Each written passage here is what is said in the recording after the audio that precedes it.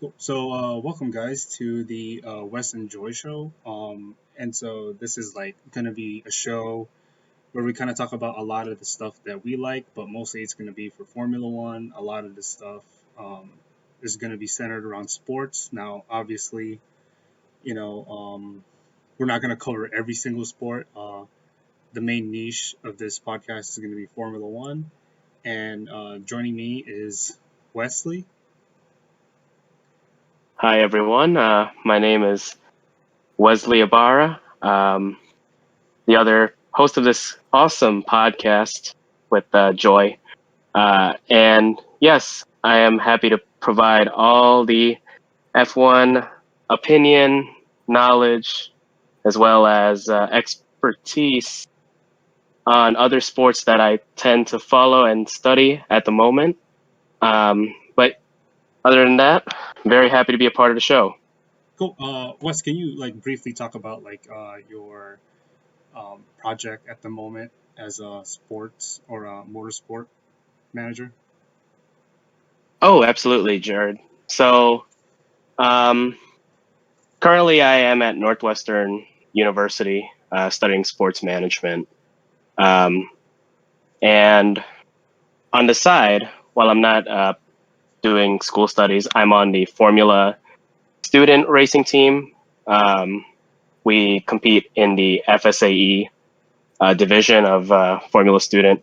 So SAE stands for Society of Automotive Engineers. And we typically take the whole school year to build a open wheel racing car for competition. Right now we are in the pre-design stage, so all of us are trying to get our designs together, having it put together on our car, and we hope that come winter we'll be making those parts exist, and come springtime we're going to go racing. And right now I currently work with the systems integration team. And what that means is we work more on the tuning side for our power unit. And my role specifically is to be in charge of basically parts management. So I would be in contact with all the other departments of the team, such as fuel, oil, shifting, cooling, intake, checking to see where they're at with their CAD designs. And for those who don't know what CAD is, it's pretty much 3D designs of what your part would be or object would be. And I work with my other teammates to fit the design parts on our assembly, hoping that they fit. And of course, if they do, great. If they don't, we have to keep consulting with the other teams on how we can make that work. And of course, at the end of the day, we have to present the findings and the final concepts to our head engineer and our powertrain lead. And once it's all approved, then that's when we get to the manufacturing in the winter. And once that's done, again, we go out, lights out, and away we go, baby. We go racing. That sounds a lot of fun. Uh, I mean, I'm glad that you're here. You could definitely bring perspective that I don't have. For me, Formula One, it's watching Formula One is more of a fan thing for me. But you, because you are part of a racing team, an automotive team, you are going to be, you're going to have this perspective of like how would you manage teams? What's the in and outs of teams and the parts and like especially putting people at the right place, which is fitting because this is the week or the past week we've gotten our seventh world champion Mercedes. Right, right. And, that is a very, very big achievement, given that, they've come so far as to being pretty much a pickup project from a Phoenix team, if you will, in Right. Braun GP. And at first, everyone thought that they were going to be done after one or two seasons because they weren't performing so well, despite having the names on their driver roster in Nico Rosberg and Michael Schumacher. Right. But, all it took was not only belief, but also strong teamwork trusting the right people to push the project through, such as Toto Wolff, Niki Lauda, as well as the engineers that were already on staff. And, you know, the topping on the cake there was Lewis. And after all that got put together, here you are. Right. You know, every champion, right, for the past 7 seasons was Mercedes. And, you know, for now, it sounds like there's no signs of stopping them, Right. despite the little gains here and there that Red Bull have been making. But other than that, while we're still talking about Mercedes, that's an incredible feat, and that's something that is practically once in a lifetime. Very seldom do you get to see one team dominate a certain sport for a big period of time. Right. Absolutely. And, you know, to kind of start us off, let's go through the weekend of how Mercedes captured their 7th world title, right? And so, first off, like, what are your thoughts of Imola Grand Prix, right? We're back at this, like, historical race. Of course, there's also some emotional feelings toward this race, coming back to it. And so, yeah, what were your quick thoughts of this race? Well, my quick thoughts are that I'm just blessed to have such a classic track on the calendar and to at least see it once in my lifetime, right? Right. Of course, you know, we weren't around to see the greatness of like Prost and Senna and young Michael go through that track and tear it up. But for us to go out and have that opportunity to see it, um, it really felt like we were establishing ourselves as Formula One fans, right? Because if we were to talk to older Formula One fans, they would talk about Imola, and now because of last weekend, we kind of have that footing that okay, now we understand why racing fans, especially Formula One fans, have loved Imola, Right. you know, throughout their fanhood. Right. Right. And right from the start, you know, the weekend was already like going off to a fast start. Um, Friday practice is no longer part of the F1 weekend. I think this was just an experimental thing for Formula One, and it seems as though they're leaning towards without taking out Friday practices, which I think is good because it kind of throws teams in this situation where they have to get the laps in, they have to get the practice times in, and they have to get all their tests done on Saturday and Sunday. Well, pretty much Saturday. Um, the bulk of it is going to be in Saturday, but like I think a lot of the teams were kind of worried that the tires weren't going to work. But you know, in Formula One, you have to be ready for anything, and I felt like all the teams handled it well. And so, like, let's go through qualifying, right? So, Valtteri Bottas gets pole position, right? Snatches it from Lewis Hamilton, who had the pole position like early on in Q3, and then Yeah, he was provisional for a while. Yes. absolutely. And so Verstappen P3, Gasly P4, Ricardo P5, P6 is Albon. You know, he's still kind of struggled to match Verstappen's pace, but I didn't expect him to be anywhere close. Verstappen, he seems to be out of form, but more on that later. Leclerc P7, Kvyat P8, Norris P9, 10 is Sainz, 11 Perez, 12 Ocon, 13 was Russell, Vettel was 14th, Stroll was 15th, and Grosjean was 16th, Magnuson was 17th, and Raikkonen was 18th, 19th was Latifi, and the very last person was Giovinazzi. Mm. So I mean, yeah, obviously, like you know, there are some patterns, you know, starting to form as the season closes, especially on these one lap qualifying sessions, right? Like one lap pace. We're starting to see pretty much. It amazed me how AlphaTauri was like right behind Verstappen. So that was I think the biggest surprise of qualifying. And for the race, Hamilton wins the race. He got pole position. We'll talk about it more if it was a stroke of luck or this is just Hamilton being Hamilton. And then P2 Bottas, P3 is Ricardo. So Cyril is gonna get that second tattoo. Well, they claim that he's not, but he should. Uh, and then fourth is Kvyat. Fifth is Leclerc. Perez was sixth. Sainz was seventh, and Norris was eighth, and Raikkonen was ninth, and oh really? Was it Giovinazzi that finished 10th? You seem surprised. I didn't, I didn't even I didn't even realize that. Let me see. It was. Wow. Okay. So double point score for the two Alfa Romeos. Well, look at that, right? I mean, that's the beauty of the race. Right. You see a lot of turnover. It's another reminder that your qualifying position does not define you, Right. unless you're Sebastian Vettel, which I don't want to dog the guy.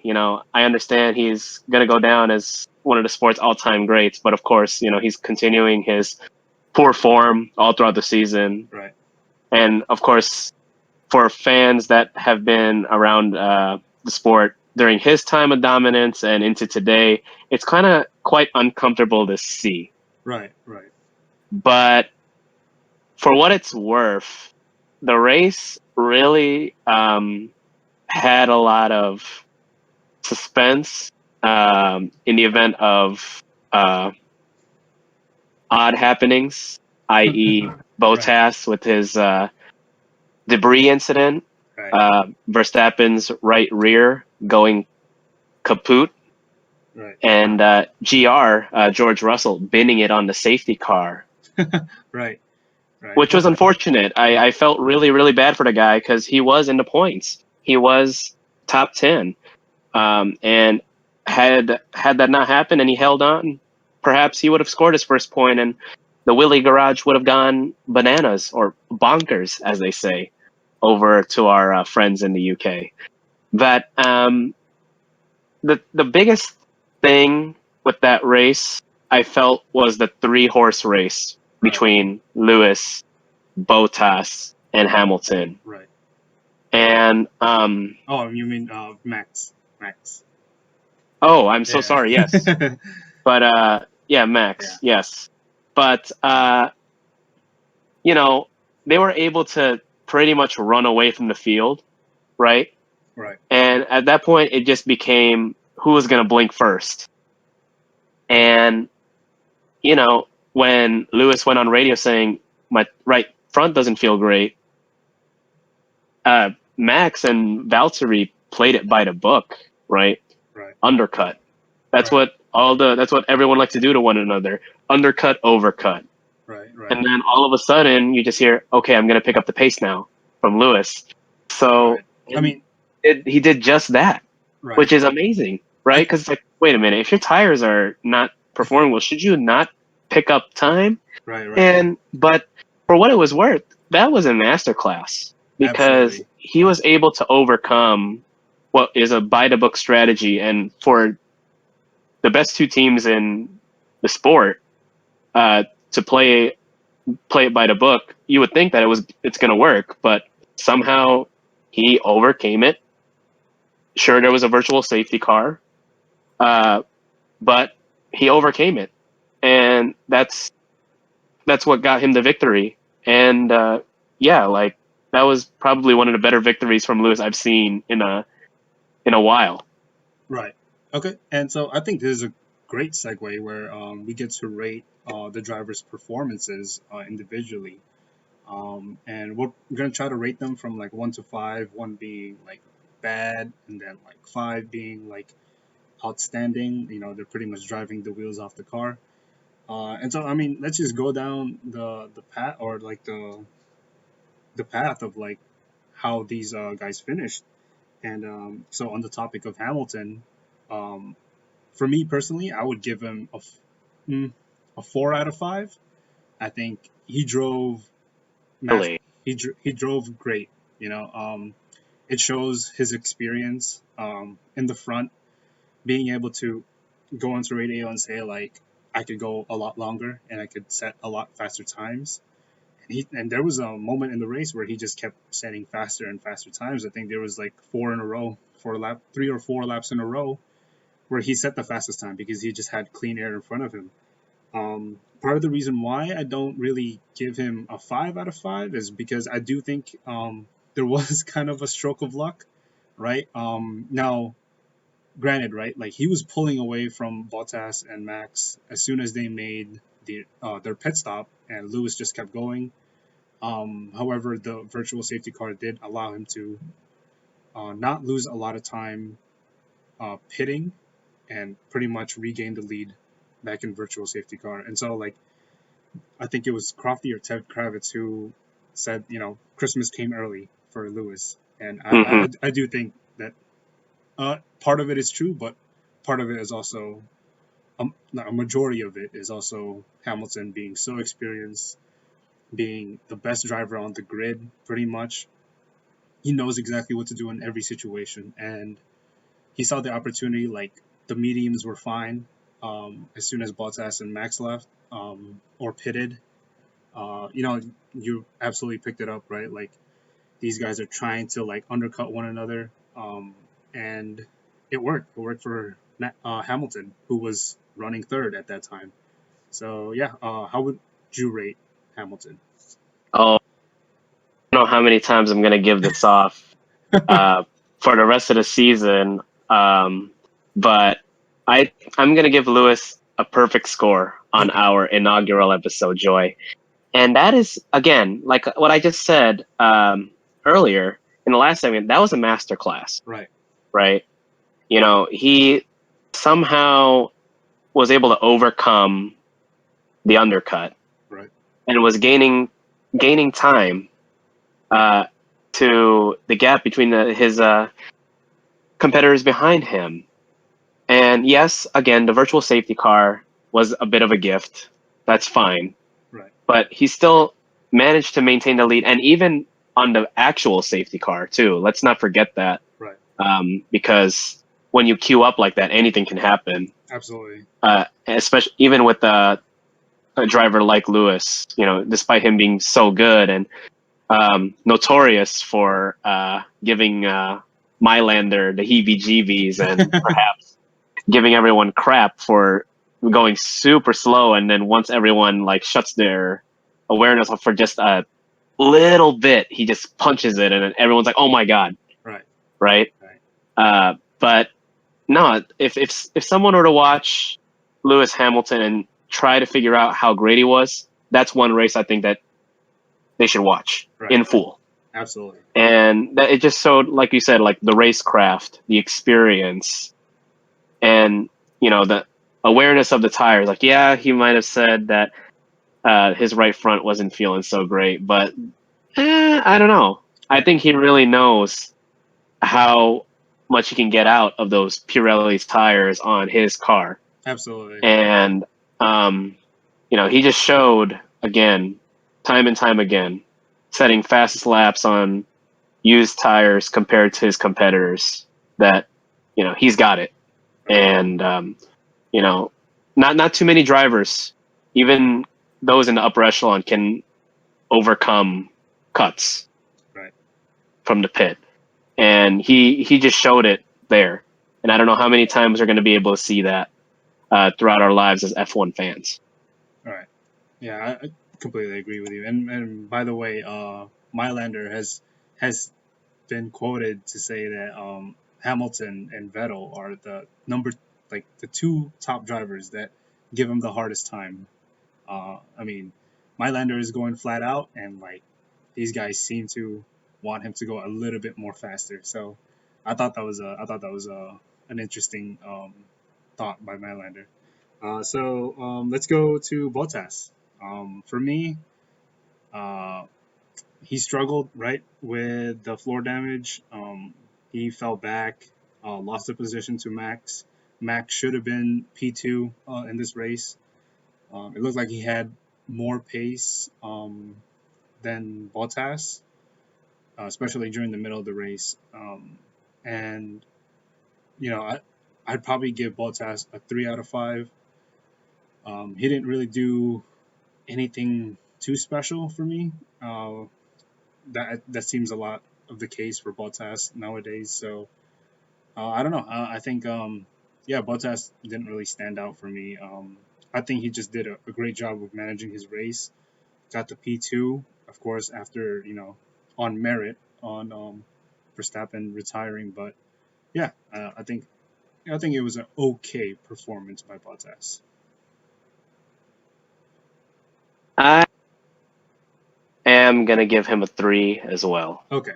The one time that the roles were reversed, where Hamilton aced the practice, but he got the pole position, Right. he couldn't take advantage of it. Right. But of course, the one thing I love about Valtteri, I mean, is that he's the ultimate team player. I think so. Yeah. From a management lens, you gotta love someone that is willing to duke it out for the team. Of course, he's been probably doing that ever since he was there at Mercedes, right? Right. But for him to have such a liability in the floor damage, because those cars are so sensitive, despite Right. how amazing they are.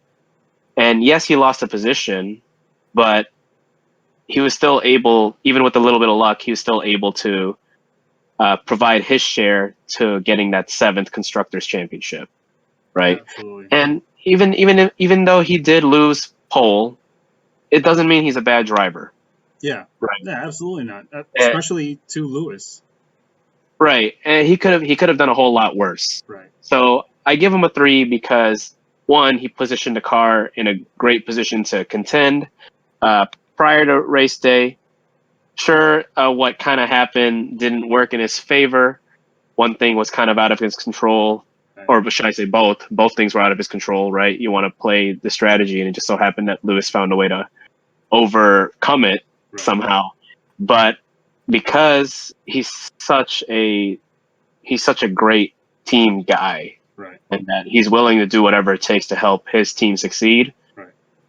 I give him the benefit of the doubt there, and at the end of the day, it's a solid 18 points to his name for the season. Right. I mean, I've always said, if Red Bull had the choice to get Valtteri Bottas along with Max Verstappen, I mean, they wouldn't hesitate because Bottas is, I think, the perfect rear gunner for any number one driver. I mean, I'm not saying, Bottas isn't a number one driver, but you could, like you said, he's more of a team player. He's willing to play the long game, and also, in order to capture the best results for the team.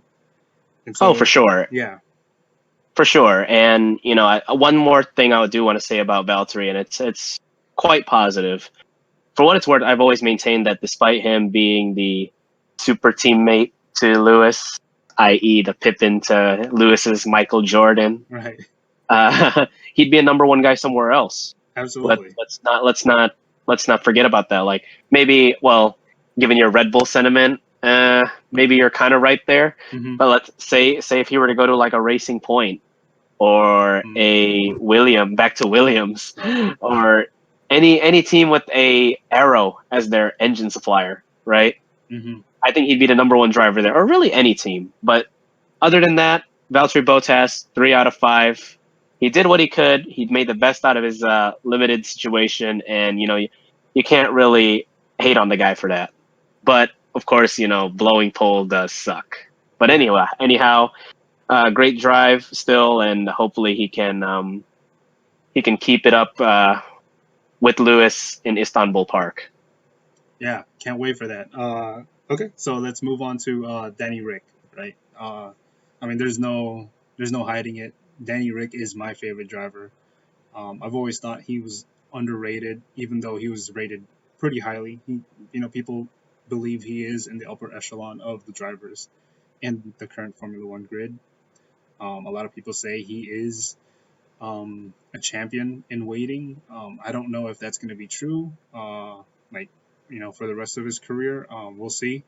But Danny Rick, I mean, he didn't do so well in quali, right? We thought that he was gonna be up there alongside Max. I thought he was gonna be alongside Max, but I think that Renault didn't really have the performance around the corners this week. But regardless of that, Ricardo still finds a way to put it on the podium um, by doing exactly the opposite that everyone did under that safety car, right? He just stayed with the tires that he was in and he made it work. And so for me, Daniel Ricciardo, I think it's a 4. Okay. For me, yes, I will agree with you there. I will give him a 4. Um, he's a great driver, right? Right. Like you said, some folks believe that he's in the upper echelon. Well, I would like to say that I'm one of those people. Right. Of course, he just hasn't been lucky with having that one car that could constantly be in P1. But other than that, he's bringing that Renault. And even when he was at Red Bull, he was bringing his cars to places that no one really thought they would be, Absolutely. right? Right. Well, maybe more so with Renault than at Red Bull. Right. But, 2 podiums, that's already exceeding expectations, That's right? something Renault haven't been able to do by themselves. So I tip my hat off for them. Right. And it goes to show that, okay, you can keep saying whatever you want about Renault's car. I have my opinions about Renault's car. Right. But for what it's worth, Danny Rick, like I said, has been taking it to damn near the promised land. Right. He's driving the wheels off of it. Right. And, he knew where he was at with the car, right, under the safety car, like you said. And he was able to bring it home. Of course, again, with the luck portion of it, that Right. played into it too, right? If Max hadn't had his tire blow up, then he wouldn't be there. I think he would There would be no. P9. Sure, yeah. I mean, he'd P9. finish within the points, right? Right. Because that's where Renault is at. But he wouldn't be drinking out of his shoe. But he deserves that 4, and that's just Absolutely. because he's been driving the wheels off of that thing, like you said, putting it in podiums in some of the races already this year. And, it's going to be really exciting to see how many more times he can do that with, I believe, 1, 2, 3, 4 races left in the calendar. Right. That Renault looks like it's the fastest of all the teams in the midfield. So Sure. Well, we're gonna go over that a little bit later on. The race between McLaren, Renault, and Racing Point. So, but yeah, for is it weird? Oh yeah. By the way, what you said you're gonna give him a 4 out of 5, right? As well. Yes, Okay. and I do want to say one more thing before we move on. Mm-hmm. He, I might sound like a broken record here, but he proved why he's a damn good driver. Right. He's Ricky Bobby. Sure. Like nothing.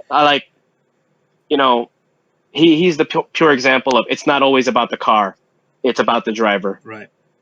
And like that point that you brought up about champion in world champion in waiting. I don't know too, but damn it, he's a contender each and every year. Absolutely. And I don't know. I have this weird feeling, especially with Renault, that the guy that's going to win the most out of this is Fernando Alonso, because he knows he's stepping into a really good car next year. I don't know if Ocon's going to give him that much competition, but that's another conversation for another day.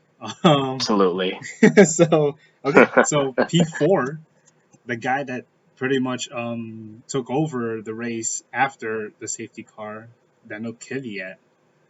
Kvyat just pretty much stormed past Albon and Perez and overtakes Charles Leclerc for P4. And this is, I think, his best performance of the year so far.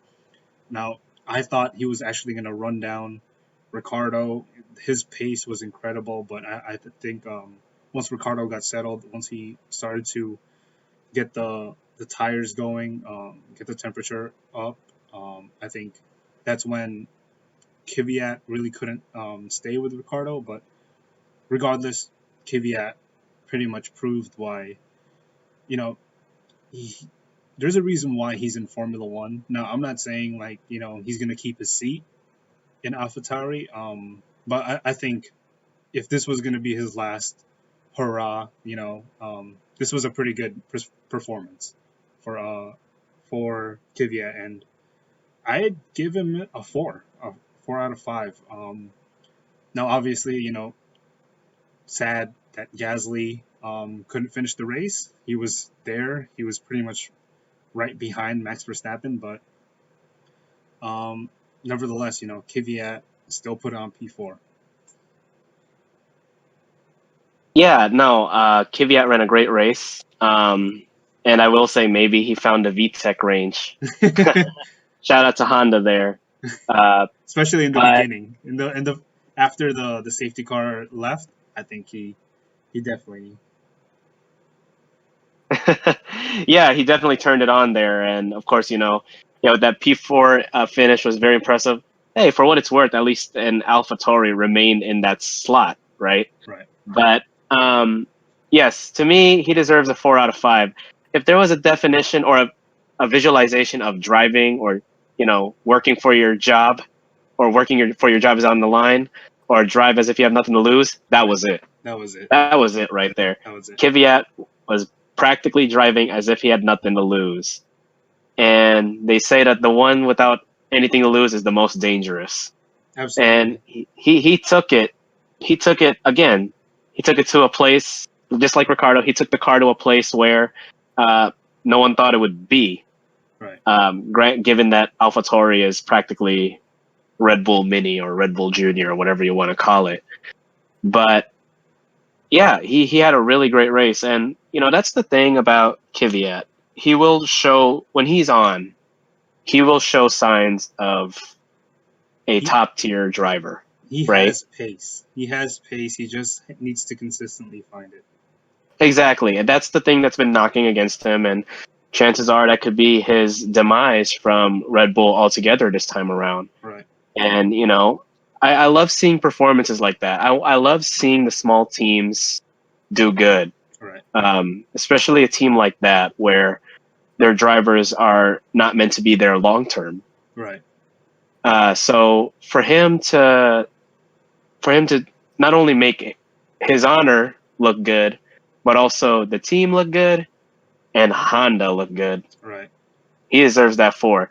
Granted, again, it's going to be rare for me to give out perfect scores, and Lewis had the first one, but Danny K, man, he really showed out that week, and yes, hence he has a 4. Of course, if that were to be the case moving forward, maybe just maybe he could save himself in the Red Bull program. But for now, I think this is something that he can build off of going into next week.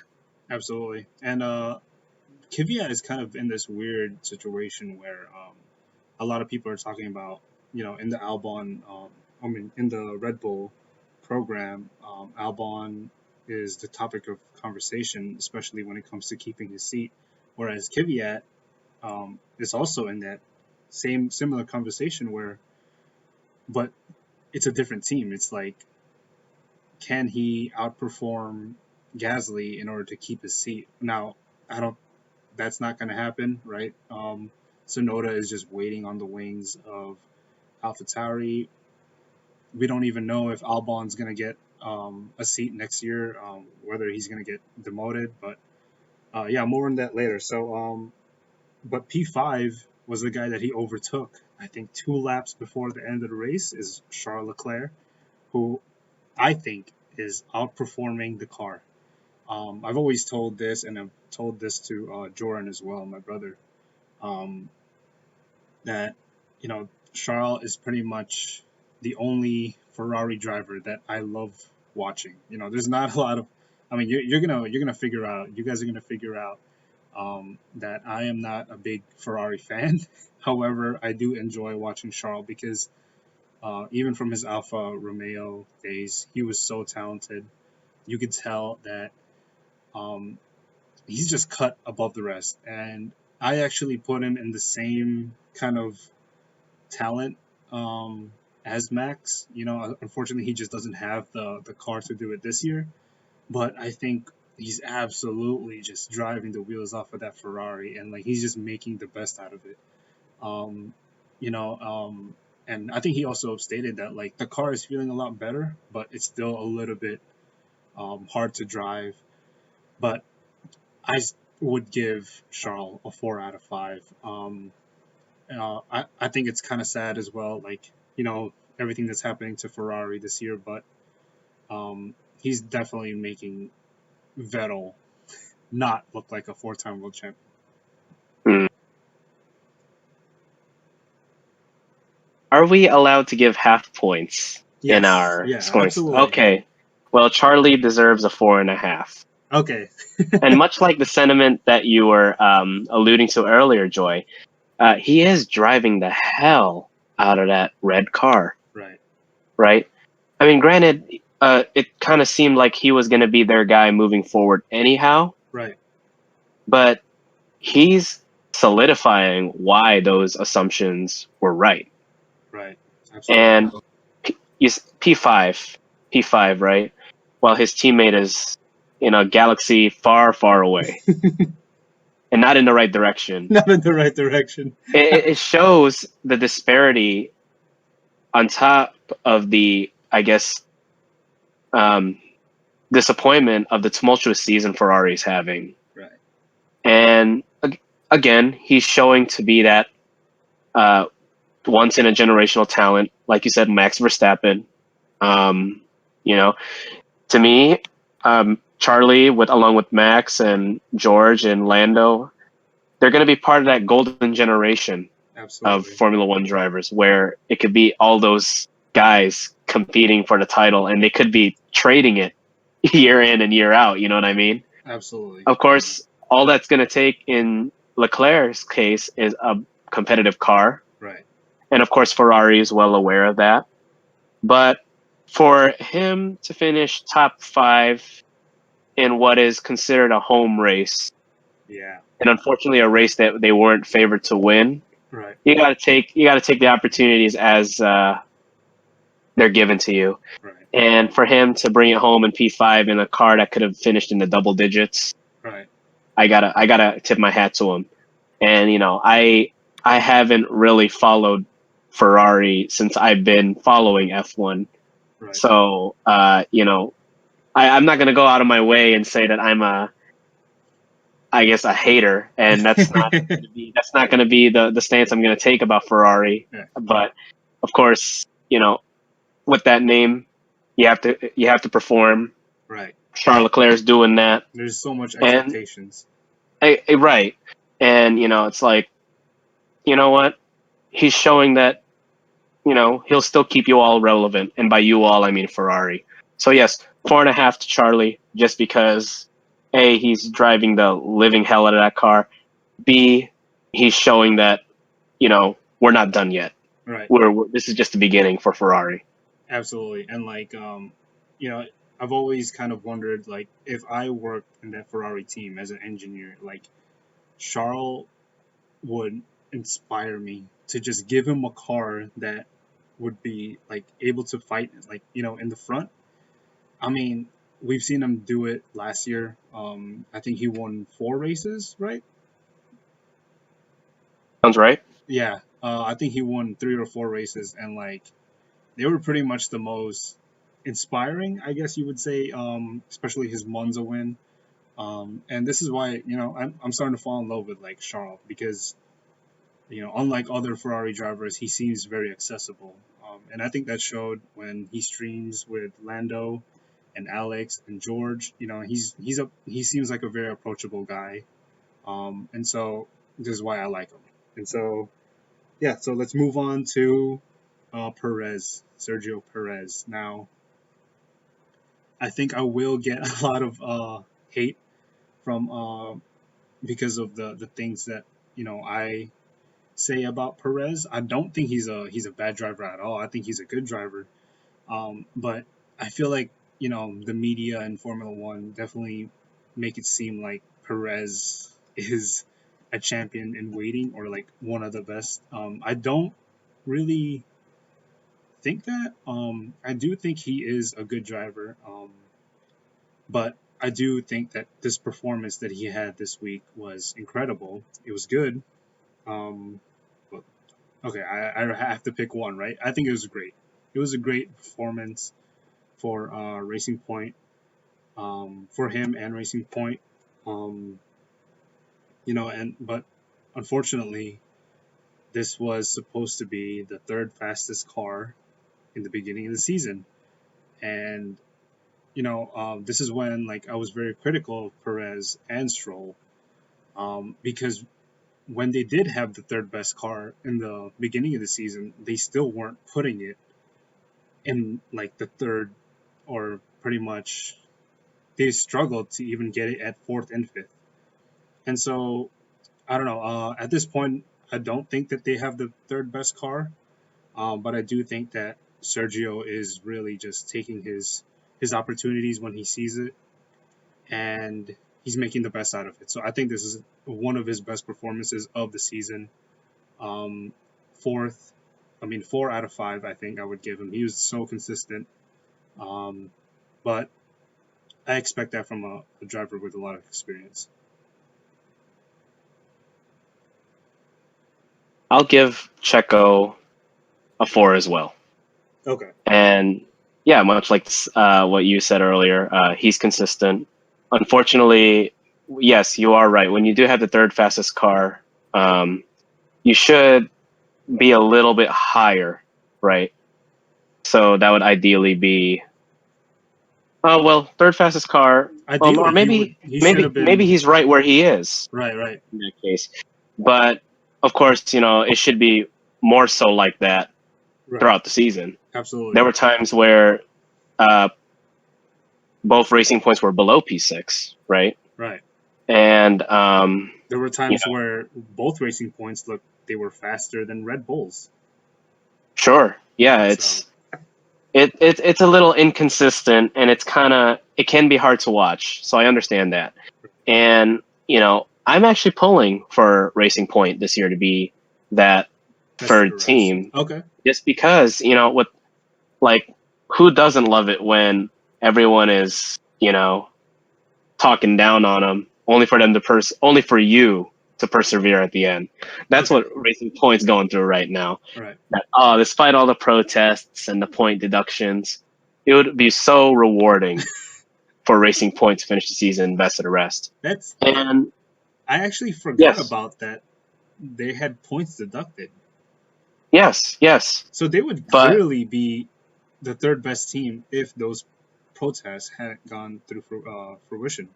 Oh, for sure, they'd be ahead. They'd have a little bit of a buffer. Right. But yes, back to Checo for putting the car on where it would ideally be should the conditions have been constant. Yes, that is one hell of a race. Right. And even though Stroll has been fighting him a little bit more this year, right, it's kind of good for him as the number one driver to be ahead. Right. Especially for this particular race. Now with your world champion and comment sentiment, I don't fully agree with that either, right? Yeah. Because I think he's yeah. Mm-hmm. Because if you couldn't live up to the expectations for the guy that you replaced at one of your biggest stops in McLaren, and you couldn't defeat a world champion teammate there, you still can't beat Lewis now, right? Right. So it's like, and I understand, the Racing Point car and the Series Mercedes are two different cars, but still, to me, world champion in waiting is a bit of a reach. But is he one heck of a driver? Yes, Absolutely. He is. Yep. And he actually did very good to put Racing Point in the top 5, and that means a lot. Right. So yes, 4 out of 5. Of course, we would like to see a little bit more consistency from not just him, but and Racing Point as a whole. Right. And of course, I'm sure especially for a guy that has other issues off the track worrying him. Right. It's good when you can put in A a good optimal result. performance for your team. Yes. Right. Absolutely. And so I mean, also on a side note, like on top of just the points being deducted from Racing Point, they've um, both of their drivers had missed a week, a couple of weeks to the virus, and Hulkenberg steps in. So they don't always have that consistent driver lineup, but somehow they're still on the fight for P3 in the constructors. Mm-hmm. So yeah, let's go to Sainz, one of my other favorite drivers in the grid. I actually picked him for best of the rest this year. I thought he was gonna keep his. It's not really a championship title, but keep his title as best of the rest, the king of the best of the rest. That hasn't gone well this season, but I think Sainz is still showing everyone that he does have pace. Now, I thought that the McLarens were gonna do a lot better in this track in Imola, right? Because it seems as though the Renaults and the Racing Points, they do a lot better in the power tracks, right? Like tracks with like that require a lot more powerful engines. But McLaren seemed to be more powerful like around the twistier tracks. And Imola was one of them. And I thought this is McLaren. This is McLaren's chance to get a little bit more points and try to stay ahead of Renault. Unfortunately, that didn't happen. Sainz, I think he did well. I think he did well.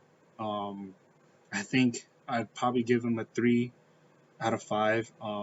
He didn't really do anything special apart from his smooth kind of braking to avoid Alex Albon spinning out. But yeah, I think Sainz was good. I think I think it's a bit of a letdown. I thought he was going to be a little bit faster. I thought just the entire McLaren team was going to be a little bit faster this weekend, but I think it just shows McLaren is an uphill battle, right? To kind of keep the best of the rest and to fight for these points, these crucial points. So yeah, 3 out of 5 for me. I'm gonna give Carlos, as much as I love him, I'm gonna give him a 2. Okay. And he didn't do anything to impress me. Okay. Granted, yes, he was able to avoid Alex Albon spinning Spinning. a face palm, but like you said, the McLarens are very good on tracks with a lot of corners, Right. and I understand when you don't have the cars that Lewis or Max drives. It's kind of hard to be in the fight, and of course, I'm well aware that you're not going to be fighting the top, at least in McLaren's case. Right. But um, They were nowhere near the Renaults or the Racing Points. exactly, So exactly, they were nowhere near the teams that they were supposed to compete with. right. But and for a driver as good as he is, the background, the pedigree, and to be that next guy at Ferrari, Right. you kind of have to show a little bit more Right. Right. to justify that. Now, do I think he deserves it? Yeah. Yeah. And Absolutely. do I think that a lot of his misfortunes have come in stuff that McLaren or he himself can't control? Yeah. Yes, but when you are in control of something, it's up to you and how you want to maximize it. Right. And there he didn't really do anything to, like I said, impress me. If anything, he was rather stationary. I think that's what they were. I think both. I think Sainz and Norris moved up 2 positions from their qualifying position from the starting grid. So I mean, yeah, it's nothing to but I do think that McLaren are fortunate that both of these drivers are picking up points because at the end of the season, I think this is going to go down to, the Renault, the McLaren, and the Racing Point. So I'm glad they're picking up the points. I do think that they should have done a lot better, especially this track. And so yeah, And for what it's worth, I will say this: McLaren, you were on the upswing right, right, towards the end of last season, and you were supposed to continue that this year. right, And right now, it looks like those medical graphs. Sometimes you're up, sometimes you're down. right, right. Come on, I want to see McLaren be great again. So I understand, but come on, let's pick it up here. Right. And I guess this is a good segue to his teammate that finished just one position behind him.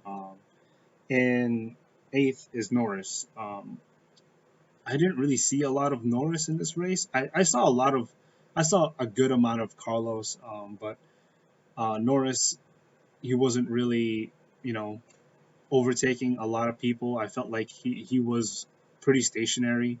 I think it was the good strategies for McLaren that allowed them to move two places from their, or I think it's one, from their qualifying positions. And so, yeah, I'll give him a 3 out of 5.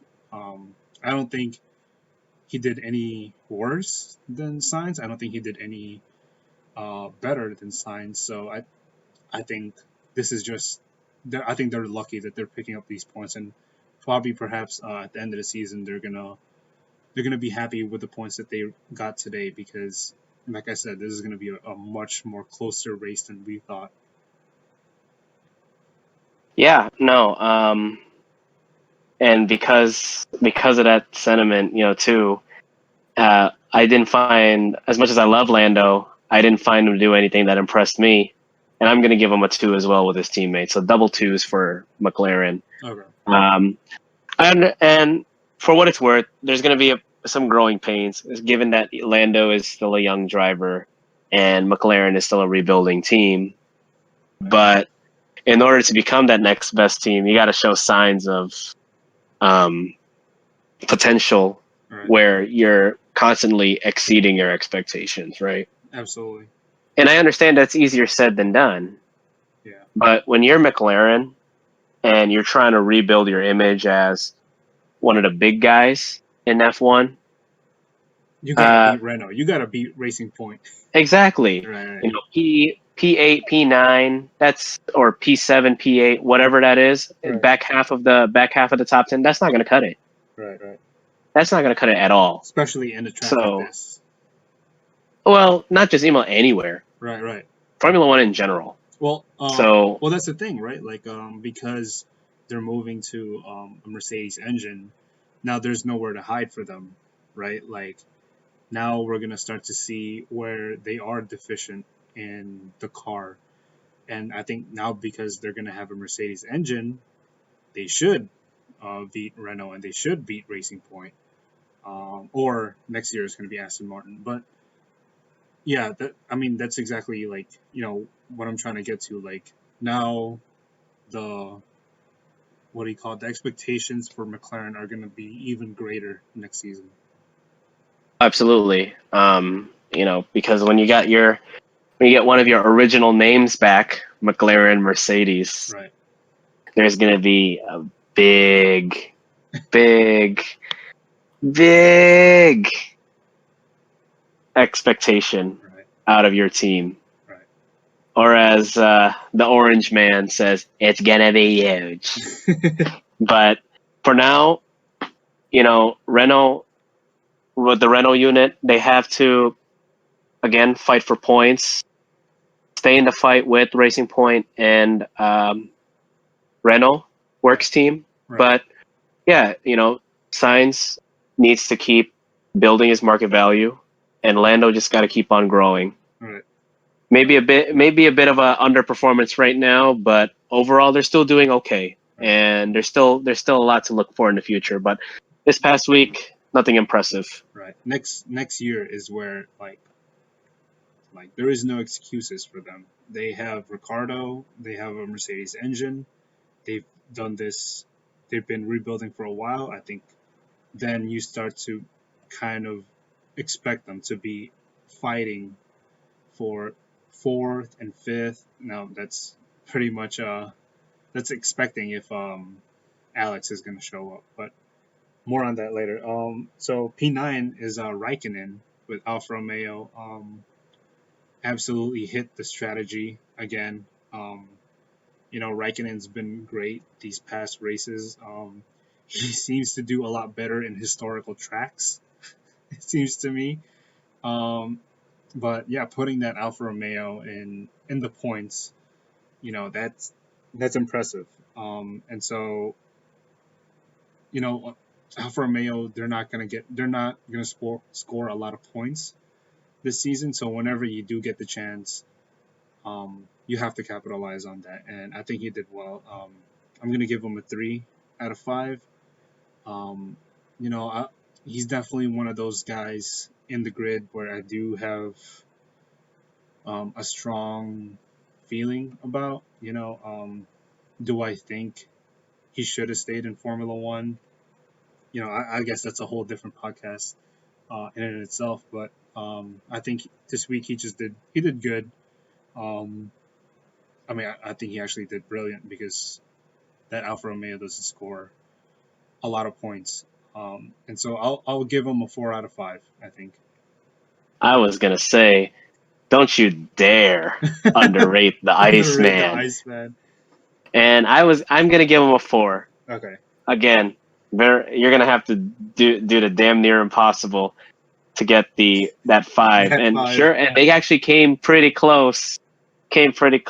But maybe if he actually got his way with his engineers, because he was complaining about the strategy and the safety car. Right. But of course, you cannot predict that. Yeah. There is no simulation on this earth that can predict the safety car. But yes, I think that's 2 weeks in a row where he put the car for a good chunk of the race. This time he brought it home, but for a good while that it was in the points, correct? Mm-hmm. Absolutely. Yeah. So. And for a car that's supposed to be battling with the Willies, he showed not only his experience and his racecraft, but it's also, again, for the most part, a pretty good strategy. Yeah. Pretty aggressive, and of course, near the safety car was kind of like by the book. Given again, you can't predict that, but Kimi was able to find that 2019 self where he was getting a lot out of that Alfa Romeo, a lot out of that backmarker car, and that's enough said. I mean, of course, like I can try and pick on him with his nagging radio demands, but hey, that's what you get when you have Kimi Räikkönen on your team. Absolutely. And he showed that he could still do it. Yeah. That this is the perfect hobby for him. And and for what it's worth, it's just good to see him in points zones again. Right. So yes, 4 out of 5 for the Iceman. Okay. Cool. And so I guess that's a good segue to his teammate Giovinazzi, who I guess proved that he does deserve the seat in Alfa Romeo. By the way, these two drivers, Raikkonen and Antonio Giovinazzi, were confirmed to be staying at Alfa Romeo, which was a big surprise to me because I thought one of the Ferrari junior drivers were going to take that seat, that Giovinazzi seat in Alfa Romeo. And so I guess this showed, on a good day, he will put it on the points. The thing is, it has to be a good day for Giovinazzi. And I guess this week was a good day. I'll give him a 4 out of 5. Same with Raikkonen because, like I said, these Alfa Romeos are not supposed to be up there. They're supposed to be with the Hasses and with the Willies. So I'll give them a 4 out of 5. This was huge for them to score points for both cars. And so yeah, I think this is a good race. I think this is the first step for Giovinazzi to prove that he does belong in that seat. I'm going to give Antonio a 4 as well. Okay. I'm not the biggest fan of him, and I do have my opinions on why he is re-signed for Alfa Romeo. More on that to come later in the podcast, by the way. Okay. Cool. But, you know, you got to give credit where it's due. Right. And unfortunately, yes, you are right. His good performances come on a good day. Right. And, you know, he is a good driver, right? Right. But much like, you know, like the Checos and the Strolls and the other drivers, we need that consistency. Where is it? Right. You know, especially when you have the prancing horse logo beside you and their eyes are upon you. Right. Like, you need to show consistency. Right. If He was being considered for that second Ferrari seat, but well, that's what I'm saying, Right. Joy. That if Anto had just shown a little bit more consistency, well, granted, a lot of that's kind of a bit of a tall order when your car is expected to finish in the back markers all the time. Right. Right. But if you can actually be a little bit more consistent about your productivity, then they wouldn't have had to overpass you for signs, right? Absolutely. And I had a conversation with one of my other peers who covers and follows F1, and he felt that at first Giovinazzi was probably not going to be considered at all. Right. And when you think about that, that's a problem. Right. But I'm not going to rain on the man's parade too much. He did a hell of a drive on Sunday. He deserves that P10. I wonder if his engineer or team principal or whatever is going to try and convince him to get a haircut, which could probably make the aero package just a little bit better. I'm just kidding. But no, well deserved, my man, Antonio Giovinazzi. 4 out of 5 for you. I hope to see more consistency in the future, and and trust me, if that happens, it's going to lead to maybe that big seat that you're looking for, man. Yeah, hopefully, because if it doesn't work, then for Giovinazzi, wouldn't you consider that as a failure for Ferrari's junior team? Now, granted, Leclerc is an exception, right? Like he's actually one of those Ferrari junior drivers that get to drive for Ferrari. But I thought Antonio coming out of Formula 2, or I think it was GP2 at that time. I thought he was going to be a little bit better, but he this is his second chance in Formula 1, and we're going to have him for one more year. So yeah, but let's go to Latifi, who I've always kind of had this feeling that Latifi benefits a lot from the strategies that are given to him. Now, I'm not saying he's slow or he doesn't have pace. He's definitely a talented driver, but yeah, like he seems to find himself in this position at 11, but he's kind of stuck in no man's land where he's too far from the car in front, and the car behind is just a little bit too far back to attack him. So I don't know. Latifi, I'll probably give him a 2 out of 5. Not a lot to be impressed about in Latifi. I don't think I even seen him in the race during the race. So yeah, I think this is just an okay performance by Latifi. I am going to give Nicholas Latifi a 3 out of 5 here. Okay. And of course, it is kind of hard, especially when they're not showing every single car in the broadcast on where they're at. Right. And, for a guy that's been pretty much, in my standards or opinion, underperforming all season. Granted, I understand he's a rookie and he's in a backmarker car, the worst car in the grid. Right. But the guy's P11. At the end of the day, he's P11. Right. And Started P19. That's yeah, exactly. It's kind of hard. Like getting in that position is a bit of a tall order. Granted, especially when you have your teammate George Russell, who'd already kind of put the car there. More on him. But it's a lot of pressure, Right. especially to be on, basically a different car. The expectations are a little bit different than they are in Formula 2. Right. And on top of that, you're getting your butt kicked by your teammate most of the time anyhow. Right. But for you to bring the car home in P11 just outside the points, yeah, you didn't score any points, but it's still a bright spot for the team, especially when those cars are projected to always finish 19 and 20. Right. Okay. Maybe all the time. So maybe I'm a little harsh on Latifi. I'll give him a 3 out of 5. Maybe I'm a little harsh.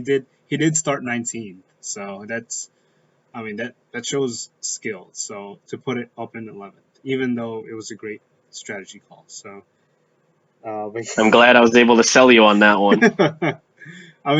Okay. Granted, I forgot where he started. I thought he actually started pretty 16th. I thought he started 16th, but 19th to 11th looks a lot better. So yeah. So let's move on to Sebastian Vettel. Seb.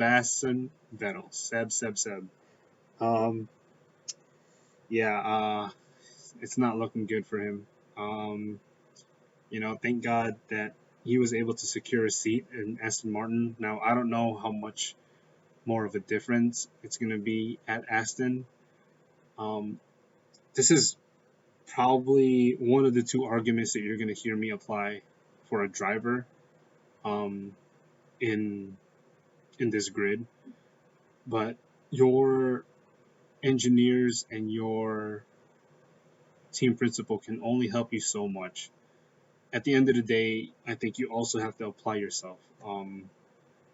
And I think Vettel has lost a lot of confidence. I think he's lost the support that he wants from Ferrari. I saw a lot of comments in Formula One that Ferrari are sabotaging Vettel, which I disagree, because why would Ferrari intentionally sabotage Vettel? It's not going to make Vettel look stupid. It's going to make Ferrari look stupid if they were intentionally sabotaging his races. But these are just the things that are happening to Seb, and when you don't have confidence and you always and he looks like he's just given up on Ferrari, and I think that rubs off on a lot of his engineers, a lot of his teammates. And it's sad to see that this is his last year in Ferrari, when he's fighting against the Alfa Romeos and the Willies. So yeah, I'm sorry, Seb. I love you as a person. I think he has one of the best personalities, but I think he's lost a lot of confidence ever since being able to challenge Hamilton for a championship. But I expect a lot more from a four-time world champion, and I'm gonna have to give you a 1 out of 5. I think this is the first 1 out of 5 we've given so far. So sorry, Seb. Make that 2 1 out of 5s. I'm going to give him 1 out of 5 as well. And it's not really a laughing matter, given that he's struggled all season. He struggled. And he's the kind of, like you said, he's such a nice personality. He's good for F1. And you don't want to give, especially someone who at one point was so dominant, a 1 out of 5. Right. But at the end of the day, it's a results-oriented business. Granted, Ferrari has its own issues, but at the same time, when you don't produce the results that are expected of you, people are going to look at you a certain way. Right. But for me, Sebastian just has to bring it home this year. Doesn't matter what position he's in. You're right. Maybe take a big little sabbatical during the off season. Right. Try not to think too much about racing. Right. Or racing at all, just for a little bit. and then once it's time to report for your first day at work at AMR, drive like your life depends on it, Right. and get yourself back into the conversation. Right. That's all I have for Sebastian Vettel. And I don't have. I think the results already speak for themselves. yeah, I completely agree with you. And what I love about Sebastian is that he spoke in a couple of interviews ago during the post or the pre-race conference. I think it was at Mugello, and he spoke how it's important for him to finish the season with Ferrari with dignity, because this is his favorite team, and it's sad that we're kind of starting to witness that the team is not putting their faith in him. And like I said, it kind of rubs off when that you're losing the battle, with your teammate, and Ferrari don't back you anymore. And I think that his kind of demeanor and sometimes how he carries himself nowadays, I think it definitely rubs off on his engineers, and I think it's just sad. Every time I see Vettel, he's just sad. Obviously he wanted to bring that championship to Ferrari, and he couldn't. But I think now he has to kind of look a little bit more towards the future, be a little bit more excited. There's a new opportunity for him. So, but hopefully he'll score more points in the upcoming races because it's just sad. I want him to do better. Agreed. Cool. And so Stroll, Lance Stroll. Oh man. I don't know if I don't know what happened to Stroll. He was so strong in the beginning of the season. He was outscoring Perez, and then all of a sudden, things started going bad for him. I don't quite buy the argument that the team and his dad is putting out there, saying that because he was tested for coronavirus, that he had a week off, and in that week off he had he developed rust, which I don't buy because Perez had a week off and he came back even stronger. He pretty much took the reins of the team even after he left the team. He announced that he wasn't continuing with the team, and so I don't know what's going on in Stroll. Um, in the past couple of Grand Prix, he's made mistakes. He's made a lot of mistakes, from pretty much closing the door on Lando at Mugello. I think it was Mugello, um, and pretty much running over his pit crew. I just, and he just seems lost. He seems lost at the moment, and so I think right now I'm being very harsh on Stroll, and I think you need to be, because you get to keep your seat at Racing Point. Um, and I think Perez absolutely deserves that seat as well. Yet you're not the one performing at the moment. And like I said, right, this battle between Racing Point, McLaren, and Renault is getting a lot tighter as the season goes on, and you're not there. So I'm going to give you a 1 out of 5. You should be there. You should be alongside Perez, um, and getting that third place in the constructors. Ooh, I guess the streak of ones keeps on going. I'm going to give Stroll a 1 too. I'm not the biggest fan of Stroll, Right. and some of his, I guess, recent antics are not a laughing matter. I hope that Jackman is okay. He's okay. Yep. I think he was. I heard that he was hit in the face. Oh, So it's yeah. like, of course, at first glance, it's kind of funny. But In the grander scheme of things, it's just like, oh my God, that is just terrible. And of course, yes, he's been in poor form lately, with the crash.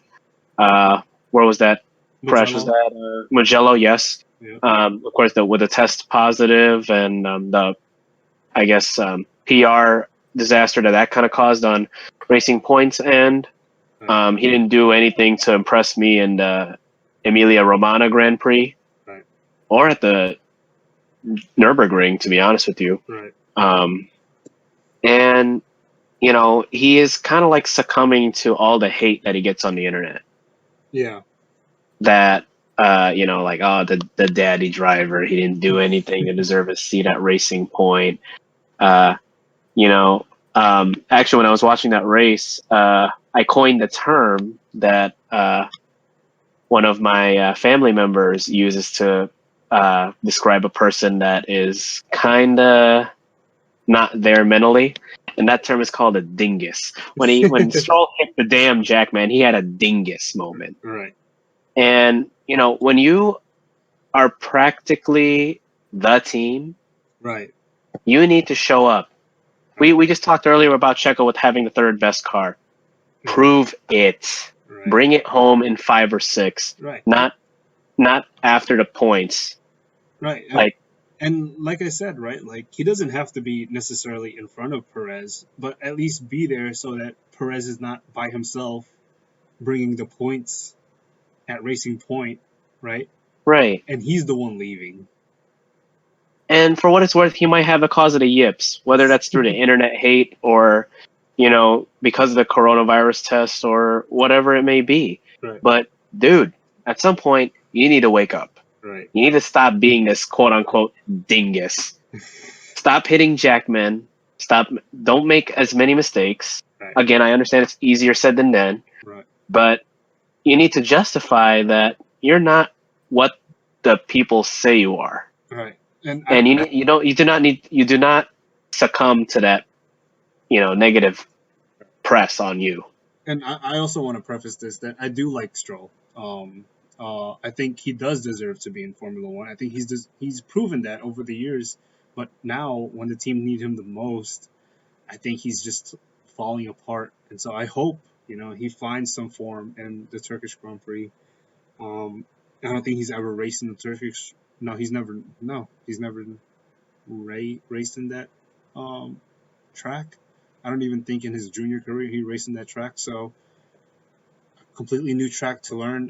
Hopefully, him and Racing Point pick up some type of, points. That sounds weird, but yeah. Right when the championship is getting closer, he needs to be there. Because the McLarens aren't scoring enough points to clearly take the third best in the constructors, and Renault only has Daniel Ricciardo in the front fighting for them. And so you got to be there, Lance. So you got to be there, bud. So yeah. Any more on Stroll for you? No, I think what you just said, your last sentence of "you got to be there." Right. That's exactly what it is, and I'm sure he's well aware of that. So let's see going into next week's race at Turkey. Okay. Cool. I will say this, right? Like, I did not see a lot of Grosjean. He finished P14. I think his teammate kind of stole the show for Haas. Uh, like I said, but he did. I think Grosjean picked up 10 seconds of penalties for going off track or pushing the track limits. And so you could tell he definitely wasn't comfortable with the car all week long. Uh, that was also like a point of conversation before we even started racing in Imola, is that there's gonna be some kind of track limits problems, right? And so I think Grosjean explored a lot of those track limits even on race day. So I mean, he I think Grosjean he's kind of let go. He knows that he's not gonna be back next season. I also think he's you know, I, but I thought that's how he felt even before the season started. He knew that this was going to be his last year. I think he was just going to retire from Formula One, and through that, I think he's just become a little bit more consistent now, being more consistent in the back. But regardless, I don't see that Haas scoring a lot of points. I think they're pretty much happy to grab as much points as they can. And yeah, I mean, I think he did okay. I didn't expect a lot from him. Um, so I think P or no, I think he did. I'll give him a 3 out of 5. I think he was in the points until he got those 10-second penalties. I gotta check. I think he was P9, and then he got those. He got the 10-second penalties. For pushing the track limits, and he got pushed to P14. So I gotta double check, but I think he did okay. Quite generous, but I would give him a 2 That's out it. of Okay, 5. Why? Like, the track limits thing has been a problem of his all season. that's true. That's true. Even with And Mazello, right, and of course he's noted problems about the car right? uh, in different instances, and uh, you know, I don't know, for whatever reason he just, it seems like his time at Haas really was just dwindling, Right. Yeah. and I guess his abilities as an F1 driver. Right. He was this Now, once proud driver that was right, scoring podiums for Lotus, but now, you know, go right, ahead. Yeah. and yeah, no, I mean, like, he, I don't know, like, he went. I'm not saying he's a bad driver, Right. uh, but for whatever reason, he just couldn't get it for the past couple seasons. His form has been very poor, and obviously he's been subject to a lot of opinions from not just fans but also Right. pundits. Right. Right. Absolutely. So hence, and I think a lot of that just led to him being unemployed for next season. But much like every other race that I've seen since I've been watching Formula One, and Haas, and Grosjean hasn't really done too much except for those first couple years Right. there. But recently, he's just been doing nothing. But but what else is new? So there you go, 2 out of 5. Okay. Okay. Cool. I have nothing more to say for Grosjean and Haas. So let's move on to probably the hottest topic of the Formula One grid right now is Alex Albon.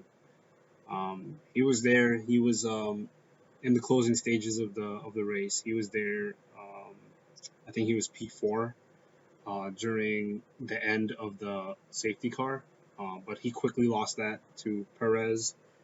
Um, and no, yeah. So quickly lost it, and then yeah, just spun by himself, applying the power. I mean, we've always heard that phrase, like, if you apply too much power, the car will go from under you. But I think it goes back to what I said about Vettel. Your engineers and your team principal can only do so much. At some point, you have to start applying yourself, and I think that's what Albon has struggled this year with. I think he has very little to no confidence left in himself, which is a huge problem. I don't think it's necessarily his fault. I don't think the media does him any favors by kind of fueling the fire that he's not good enough for Max, which I think isn't, like, I get it. He's not supposed to be as good as Max, but he should at least be like 2 or 1/10 off of Max. But yeah, I think Albon,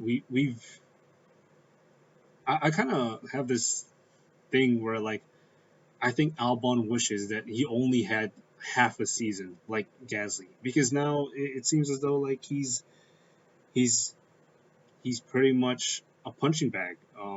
A lot of people are taking shots at him. I don't think it's deserved. I think he's a great driver. Finishing third behind Norris and Russell in F2 it shows that he does have skill and he does have a lot of talent.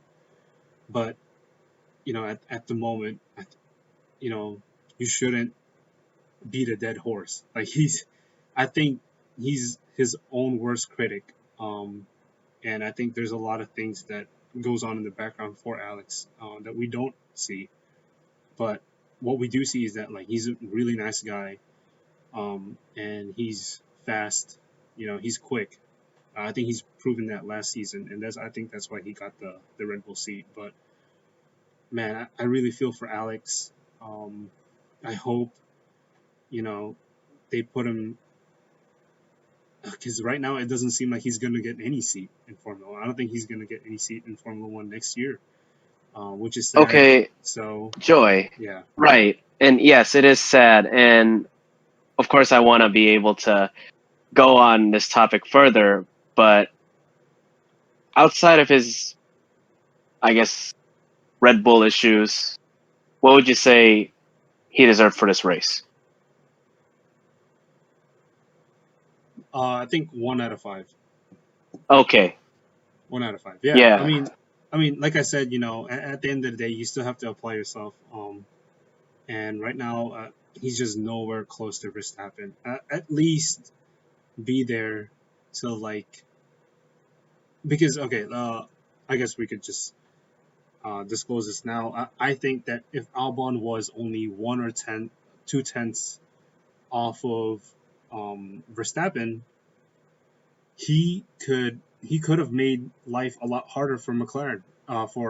For Mercedes. I think if he was there, if he was P4 when the first round of pit stops were coming through, and like you said, Max and Bottas were kind of undercutting each other, I think you probably would have forced Hamilton to pit a little bit earlier, because he probably would have been, Mercedes probably would have been worried that Alex was going to undercut one of the Mercedes drivers. And so then I think you put, Mercedes in a tight situation where they have to make the right call at the right time, and so like I think that's what I've been missing from Red Bull. They don't have a second driver to push Mercedes to make these tough decisions. And that's sad, because at the end of the day, they're pointing all their targets at Albon. And but yeah, it's destroying his confidence, and I think he sees the inevitable at this moment.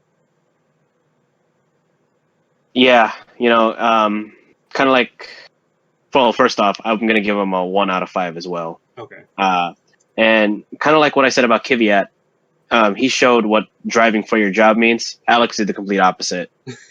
And I understand, like, all the news, the talk, the numbers, it can get to you. It can be mentally depleting. It can be demoralizing. But at the end of the day, like I said, it's a results-oriented business. Right. Do I think that he's a capable F1 driver? Yes. Yes.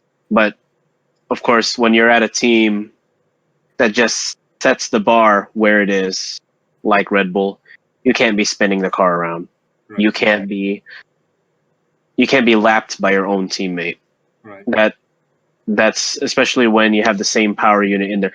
You may not have the same upgrades per se, Right. but that shouldn't stop you from finishing in front or behind him. Right.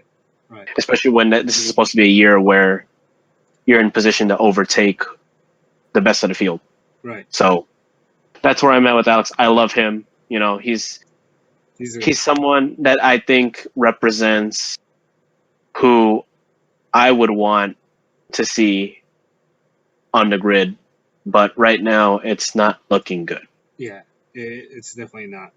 And more on that later for the Red Bull situation at the drivers. But that's pretty much it for all the finishers. The people that DNF'd, the people that did not finish the race were Russell, Verstappen, Magnuson, Ocon, and Gasly.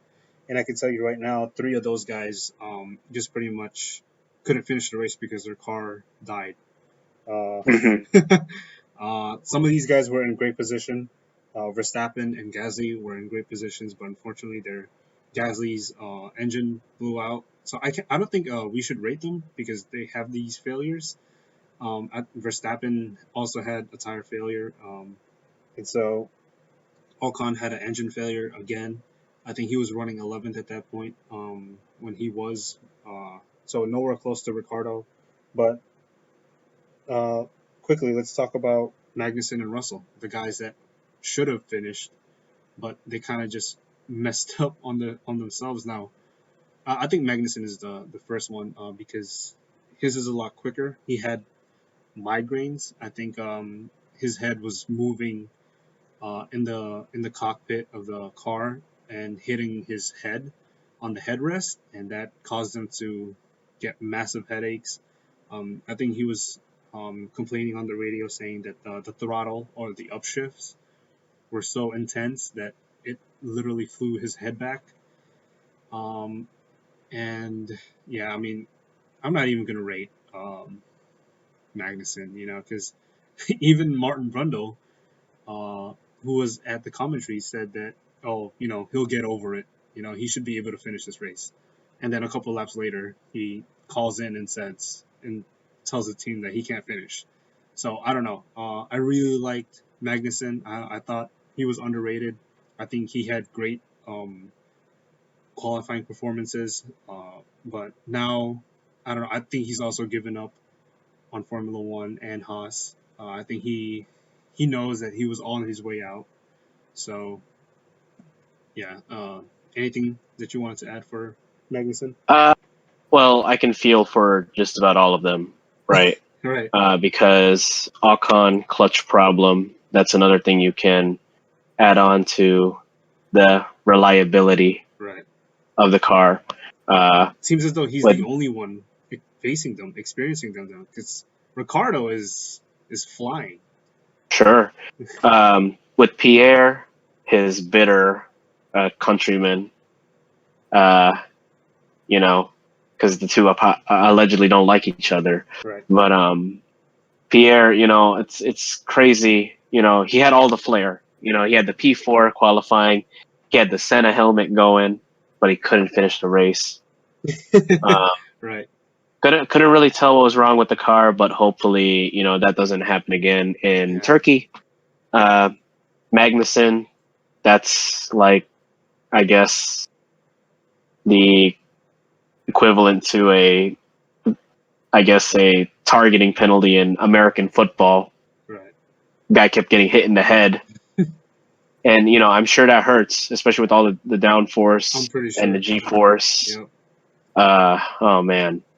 But Verstappen got a feel because that was a podium finish waiting to happen. Right. And I'm not going to go too far with George because we already kind of discussed it earlier. But yeah, I think he beats himself up a lot more than what we could say. Oh, for sure. But in that regard, I think we can hope that he'll finish in the points this coming race, and maybe that'll be the remedy to all of his pain. Right. Right. All right. Cool. And so let's move on to the news, the recent news in Formula One. Now there have been some big news, but we'll go through like pretty much how it unraveled throughout the weekend. So Mercedes winning their 7th World Championship. Now there are some interesting topics that come along with Mercedes winning their 7th World Championship. It's unprecedented, right? No one has ever done it in Formula One. The closest one is Ferrari during the Michael Schumacher era, winning 6. But 7 is unprecedented.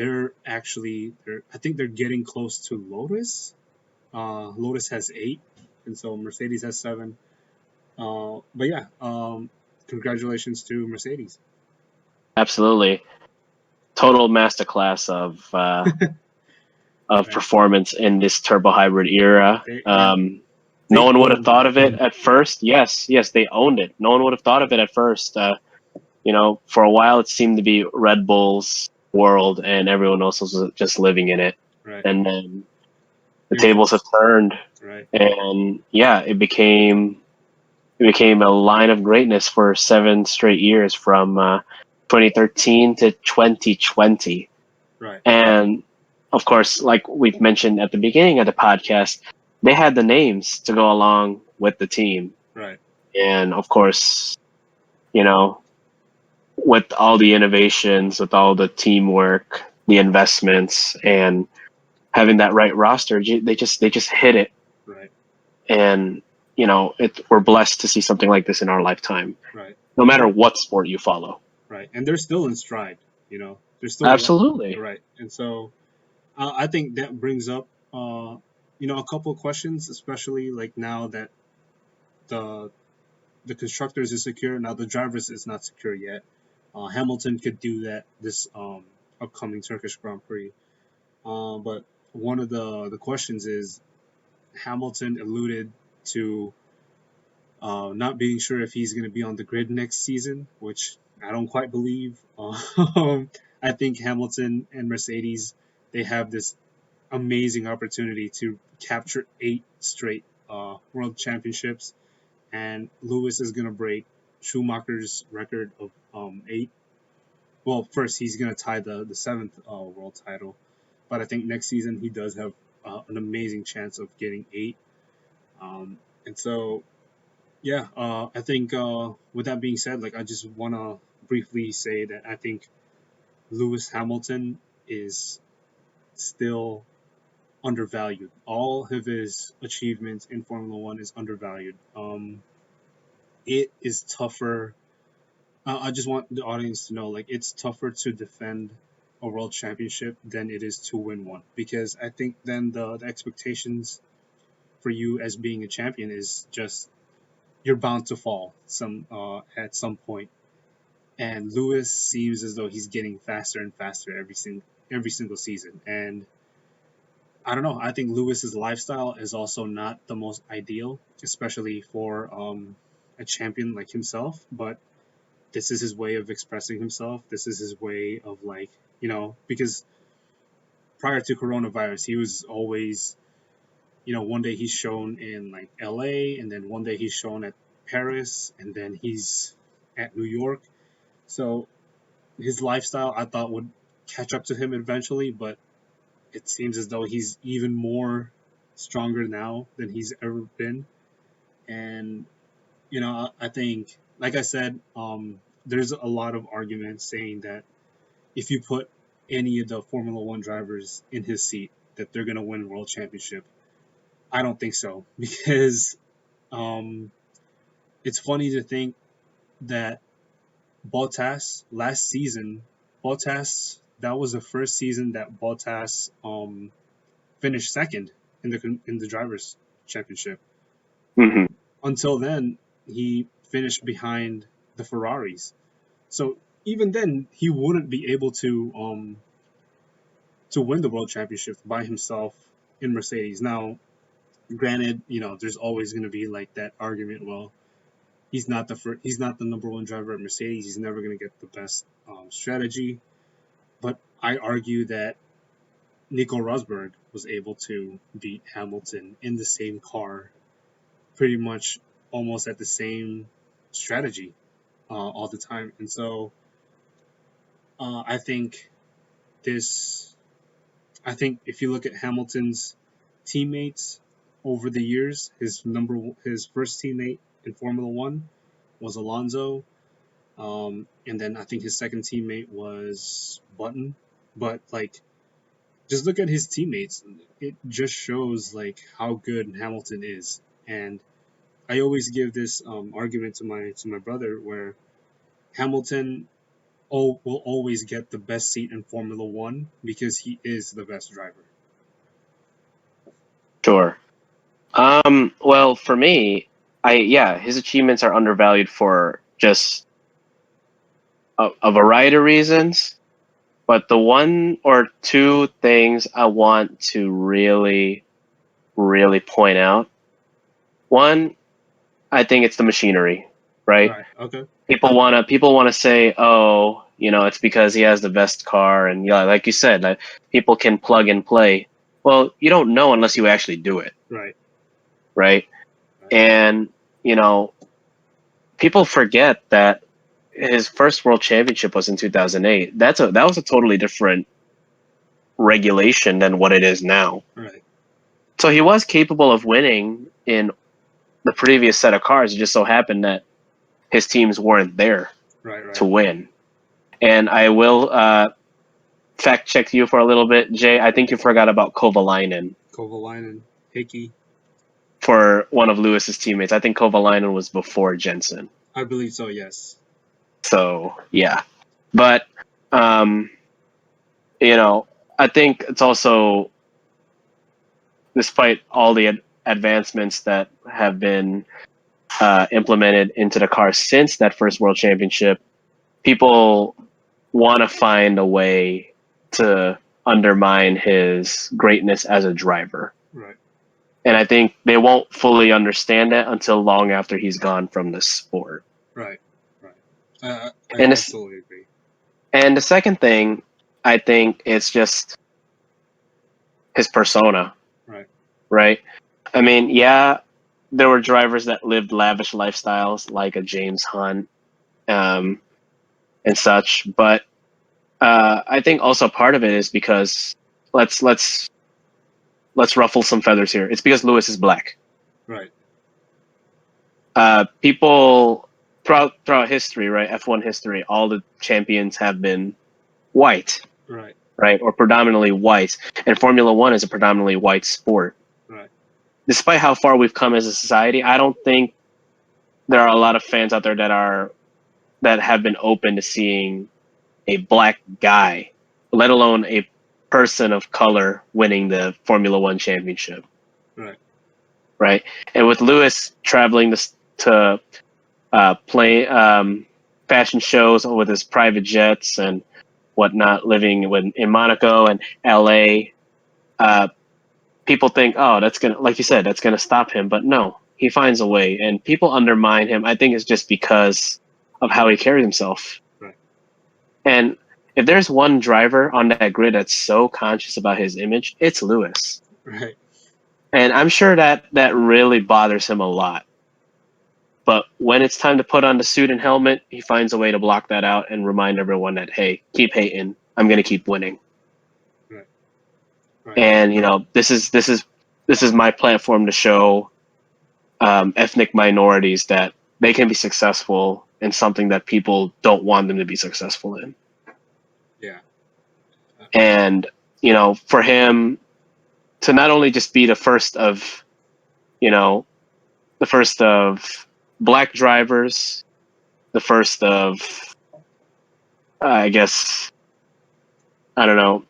drivers that come from middle class, working class backgrounds to make it, that was already a win in itself. But for him to win 7 more, right, that solidifies to not only people like us, but young kids that are, not white, that want to do sports or whatever it is that they want to do. They just need to look at someone like Lewis Hamilton and say, damn it, it's possible. So, yes, I really think for those 2 reasons alone, Lewis Hamilton's achievements are undervalued, and they won't be valued until long after he's gone, which is sad, but that's just how it is. And, for me, I try not to listen to that because I've been following Lewis for a long time now, and I know how awesome he is. And, he's just going to keep on putting his mark of greatness into this great sport. Right. And, yeah, he's going to keep going. Like I said, Schumacher's records will be shattered at the end of this. And, hopefully we can still remember, I'm pretty sure, we still remember Hamilton because he does have that record. He does have all those records, all those things that people said like he couldn't accomplish, he will accomplish. And so, yeah, I do think, but hopefully his legacy is even bigger than we think it's going to be. So, but yeah, was there any more that you wanted to add for Lewis? No. Okay. I mean, obviously this Lewis Hamilton alone, deserves a podcast on his own. And we'll be happy to oblige that. Later on, perhaps maybe after the season. And so yeah, I just wanted to move on to the other rumors for Mercedes, and that is pretty much Toto Wolff, right? He's pretty much the biggest cog in this Mercedes machine. That he's going to take a reduced role uh, sometime in the near future, and I think that plays into Hamilton's salary, or not salary, but his contract. Obviously, him and Wolff get along. I think him and Wolff have been through tough times. Um, they've been through hard conversations, especially in the past. And obviously, I think Wolff is the best team principal in Formula One. And I think it goes just to the Mercedes culture of there is, like, if someone messes up, you don't blame them. This is a team thing where if something goes wrong, let's fix it. Let's find solutions to fix it.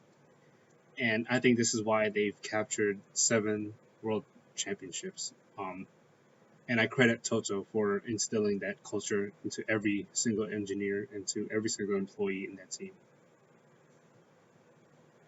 Yeah, no.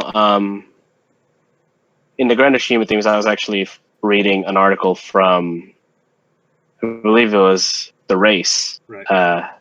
The writer wrote that, and I'm paraphrasing here, that not only the work of their engineers, but also an investment by Toto Wolff, was Right. part of the bigger change to get Mercedes to where it's at today. Right. And with the reduced role that he is planning to take, I personally feel that it's not going to affect Mercedes as a whole, especially in the short term. Right. Right, because he'll still be around. He'll still be able to provide input. Right. Um, But I don't think he's now, going to be in like the day-to-day kind of workings of it. well, no, right. Right. And that's just a reminder to everyone that Formula One can really be a daunting sport sometimes. Yeah. That it can take away a lot of your time, a lot of your mental and physical strength Right. to sustain a full season, because you are away just Right. about a good chunk of the year.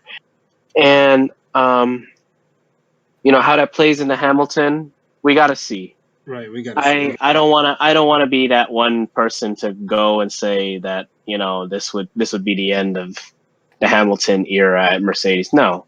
Right. Do I think that it could sway his talks one way or another? Yeah. How much? That I don't know. Yeah. But for now, I think we need to celebrate that partnership, that investment, if you're looking at things through Toto's lens, Right. and just enjoy Right. and get on course to get that 8th title. Right. Right. And I guess this is a good segue to the next topic.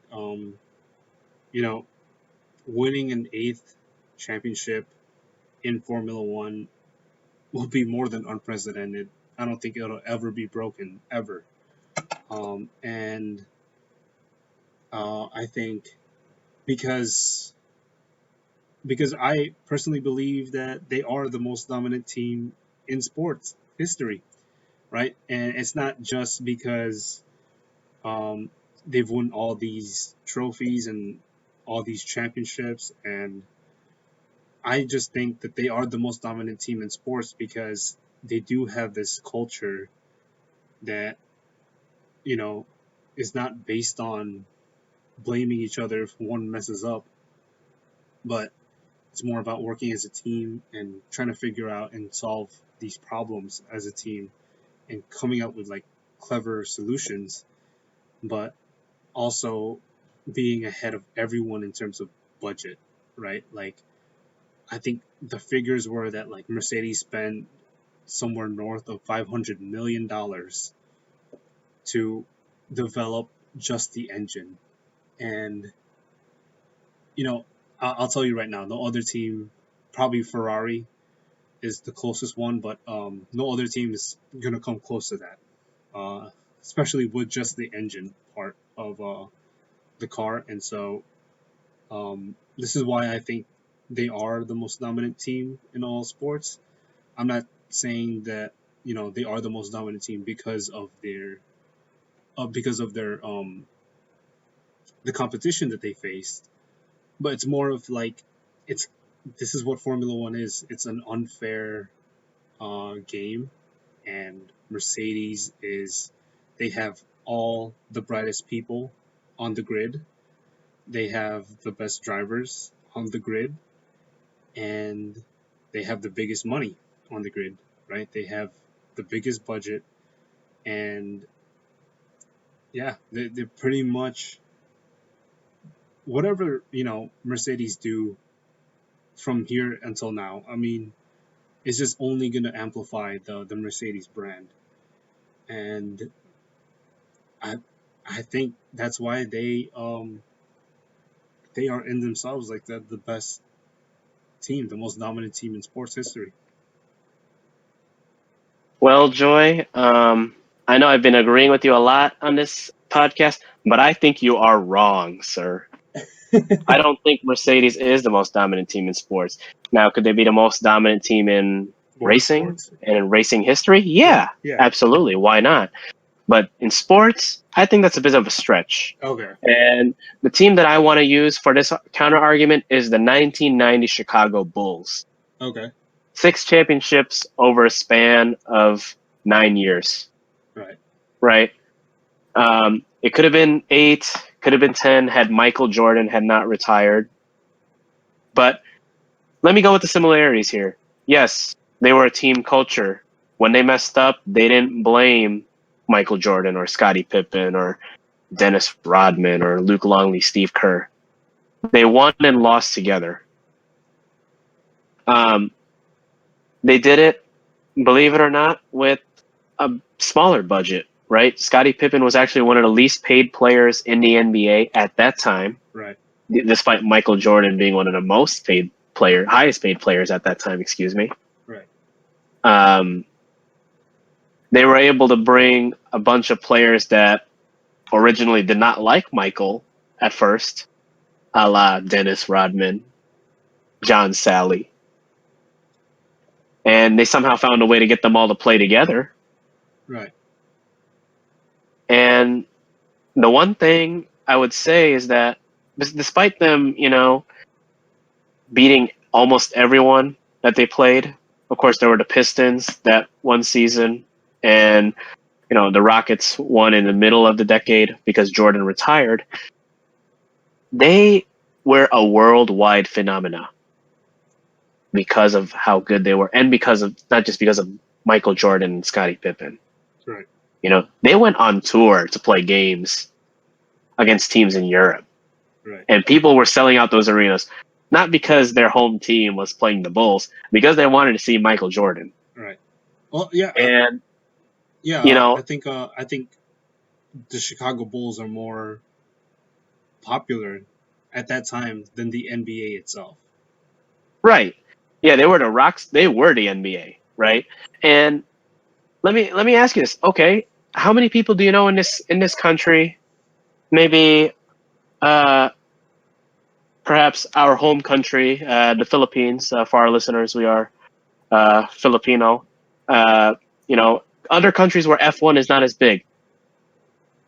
Ask how many people in those countries do you think know what Mercedes AMG Petronas is? Give me a rough estimate. Well, I don't even think the U.S. knows who Mercedes AMG Petronas That's is. what I'm saying. That's what I'm saying.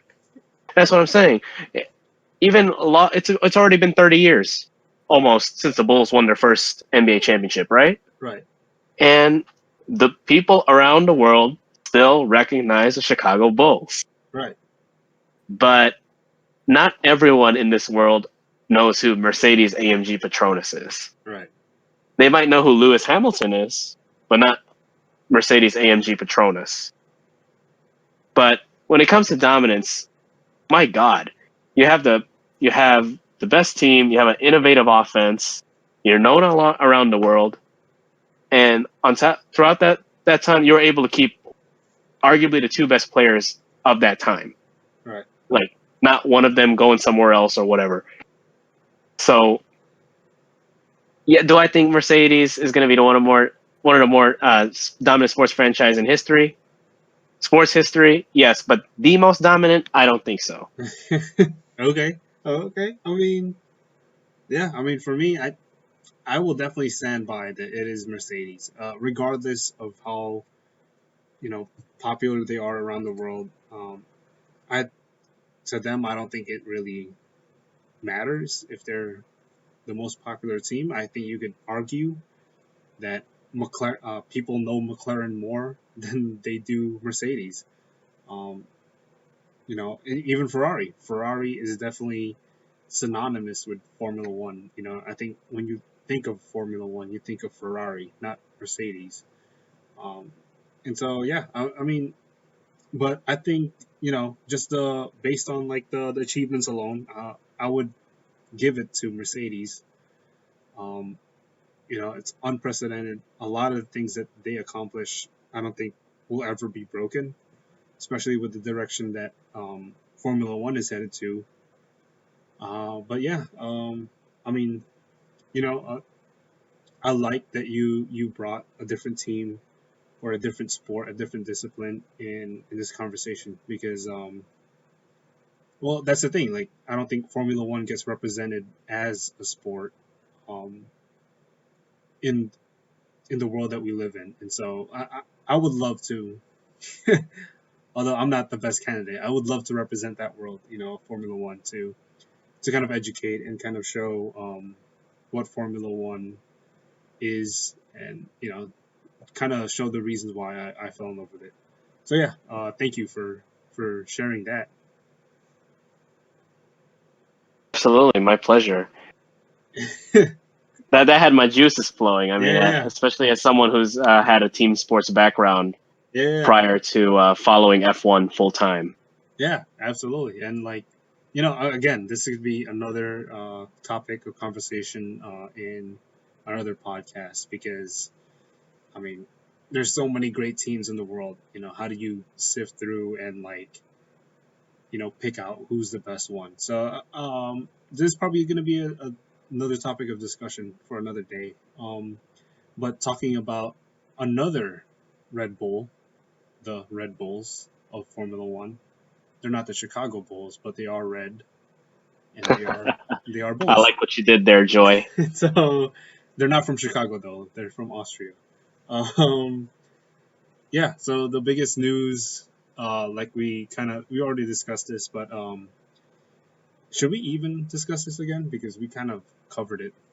Albon. I guess we should only discuss who is the prospects for the number two seat for Red Bull, and that is a um, Albon gets to keep his seat for one more season.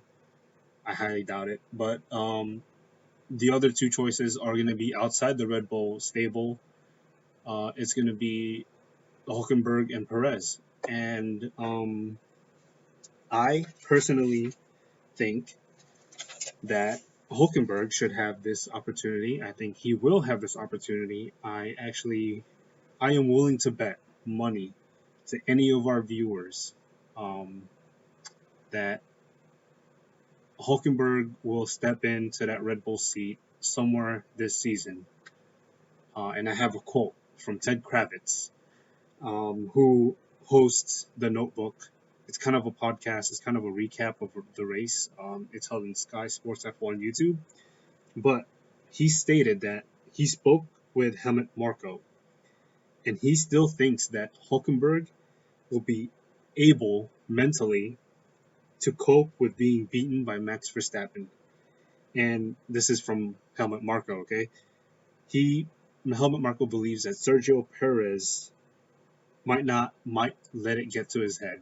Being able like not being able to beat Max might get into Perez's head, and we've seen that happen, right?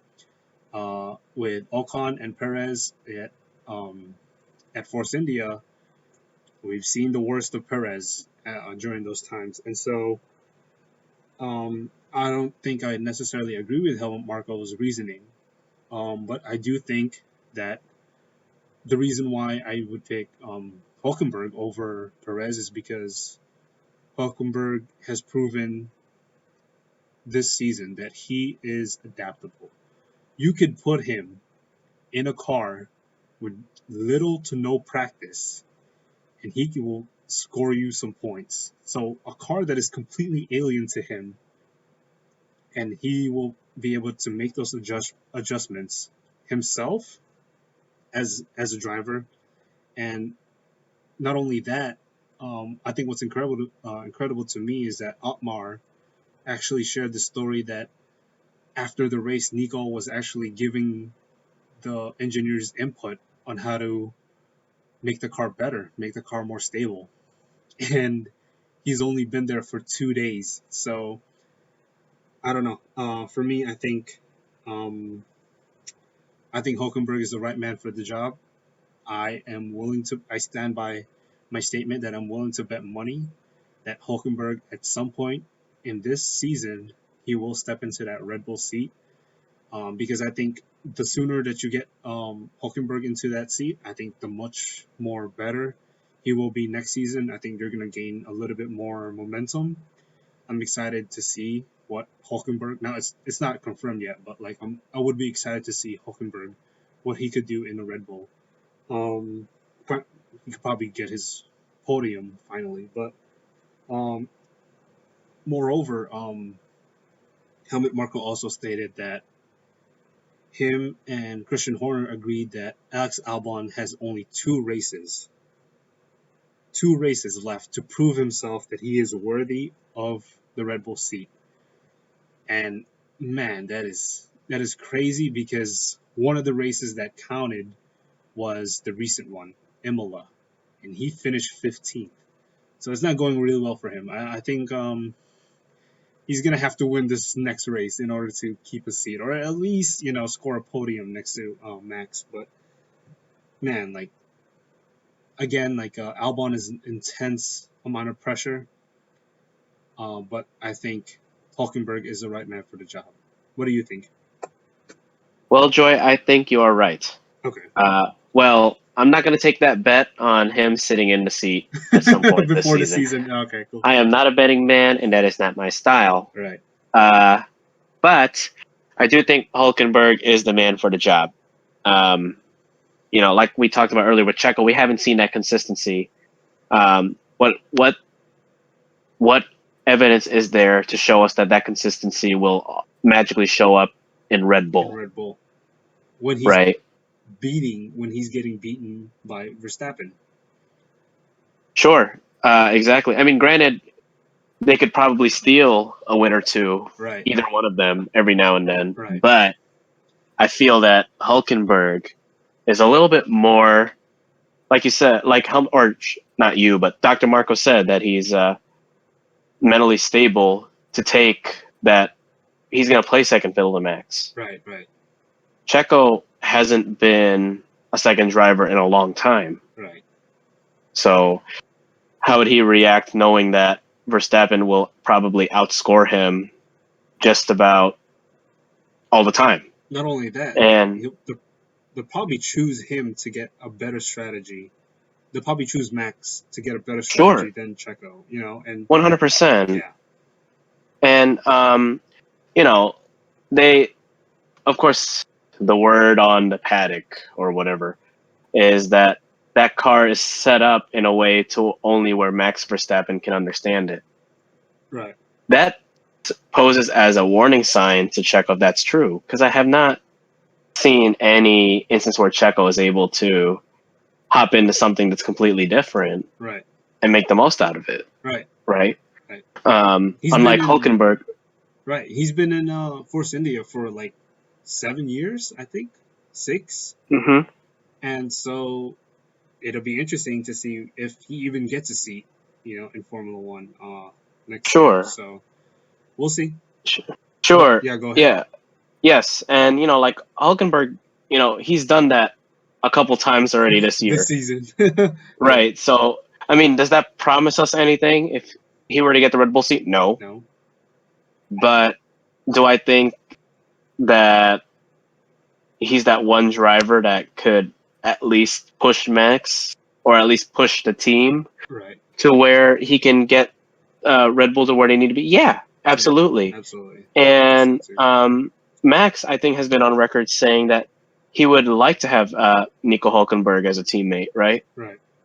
And in a way, you can kind of feel that Max's control could be like, okay, whatever Max wants, Max gets. Right. Right. Possibly. Right. And I think he's also a team player. We've seen that with Sure. Ricardo. Like Oh, he's willing. absolutely. He's willing to be the rear gunner in order for the Right. team to get the best results out of every Sunday. Sure. And not that this really matters too much, but F1 is a political sport, right? Yep. And it also helps when you speak the same language as the guys who actually run the team. Right. I mean, not that that might not matter, Right. right? But it could help. Right. So yes, I want Hulkenberg in there too, and let's hope it comes into fruition. But if not, I think it's okay because we all know Red Bull's aspirations are to win, and they're always going to make, just like every team, they're going to make the decisions that they believe is best for them. Right. Right. Yeah, I absolutely agree. However, I do think that because here's my kind of prediction for the Red Bull stables. Yeah, I think that they are going to demote Albon back to AlphaTauri.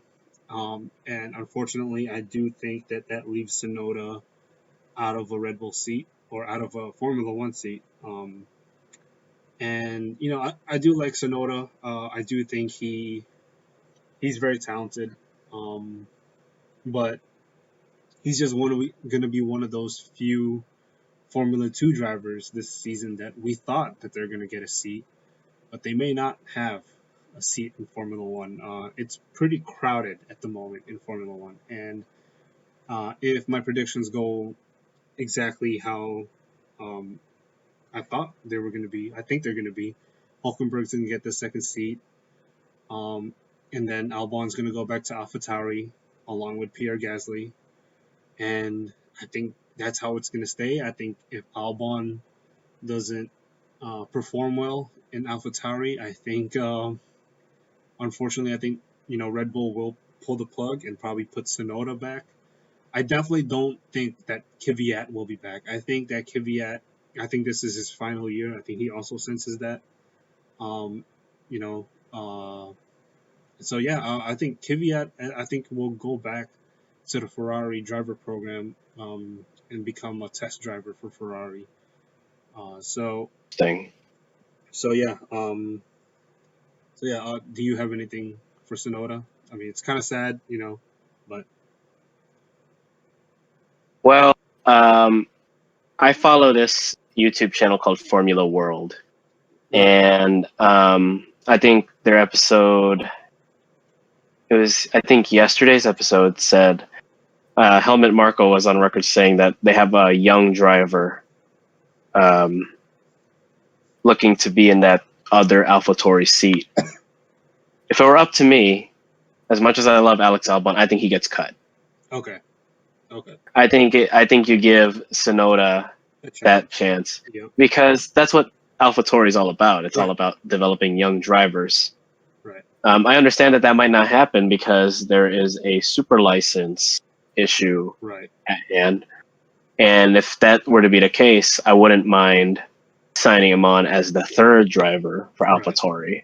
right, And should Alex Albon just, or even Pierre Gasly, should either one of them just, wet the bed, you can have Sonoda step in, yeah, and from there figure out what you want to do with the driver that you're looking to release. right, So those are my thoughts on that. right, right, and I think I forgot who stated this, but I think it's Lawrence Barretto and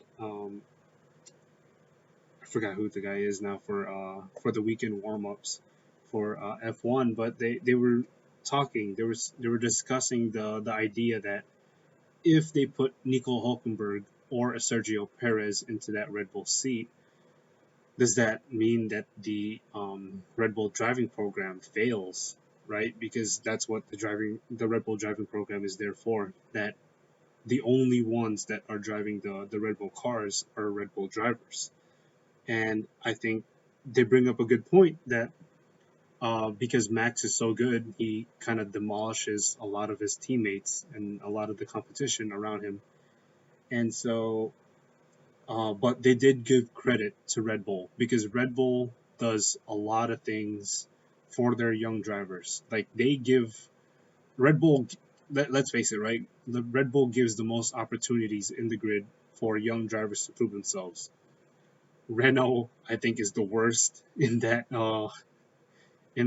program. I don't think they give any of their young drivers a chance.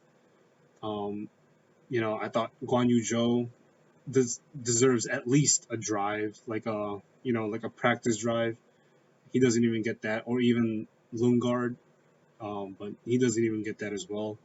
Now, I'm not saying like these guys are ready, but at least Red Bull is giving their young drivers a chance. And I thought that was a great point where they discussed that the idea that a driver that isn't part of the Red Bull stables coming into drive for Red Bull means that the driving program fails. So yeah, I never thought about that. I think it's a good point. Any thoughts? Uh, I wouldn't go as far as saying that it fails, Right, right? Maybe it's just that those are the right drivers. You're just not bringing them out at the right time. right, right.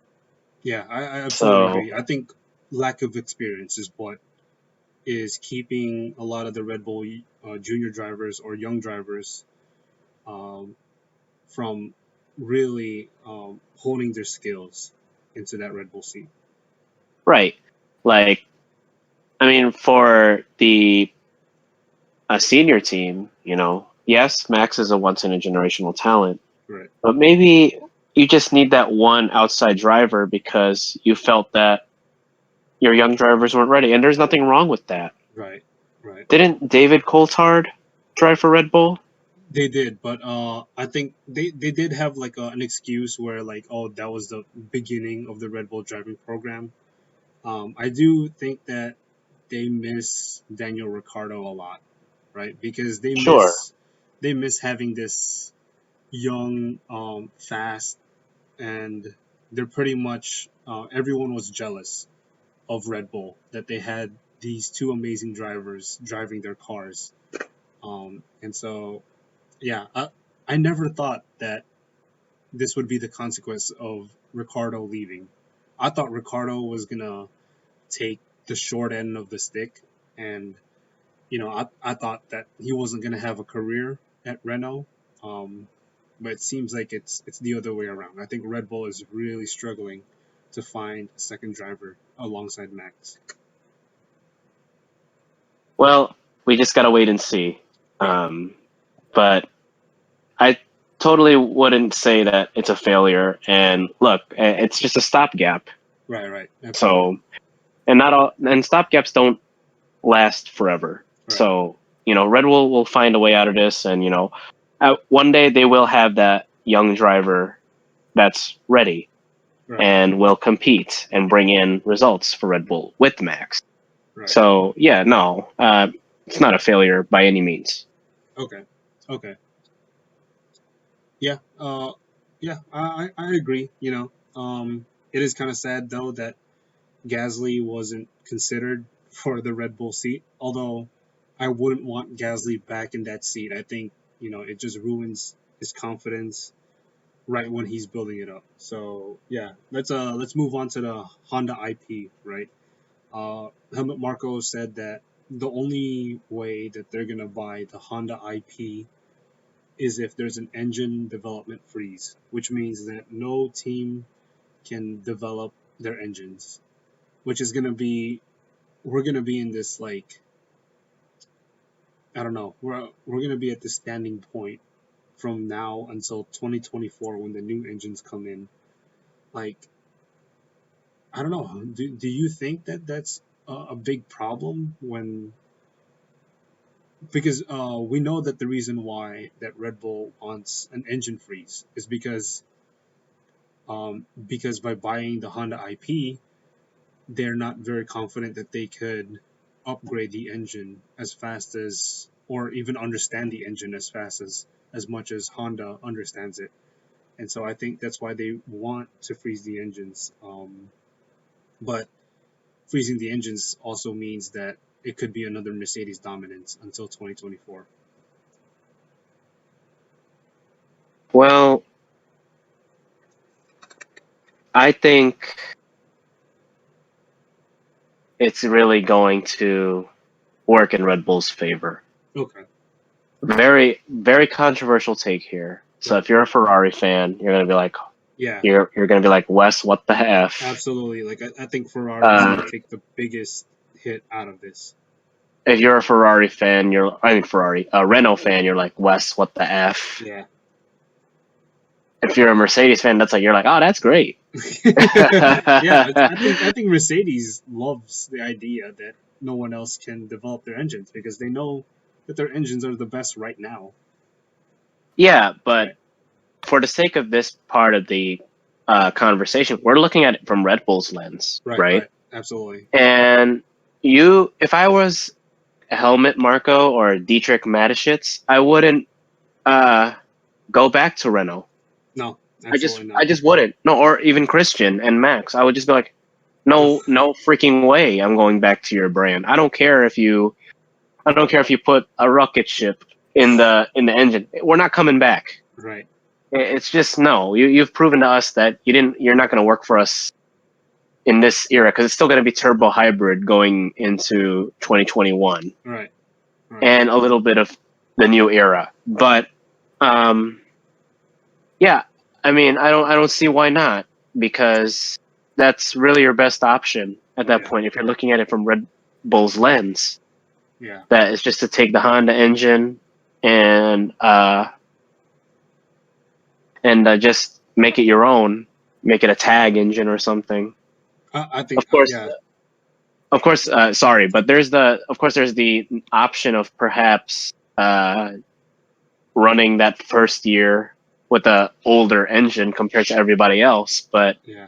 But do you think? what that could, yes, Yeah. Do you think that Red Bull are willing to do that though, knowing that they're not going to develop the engine?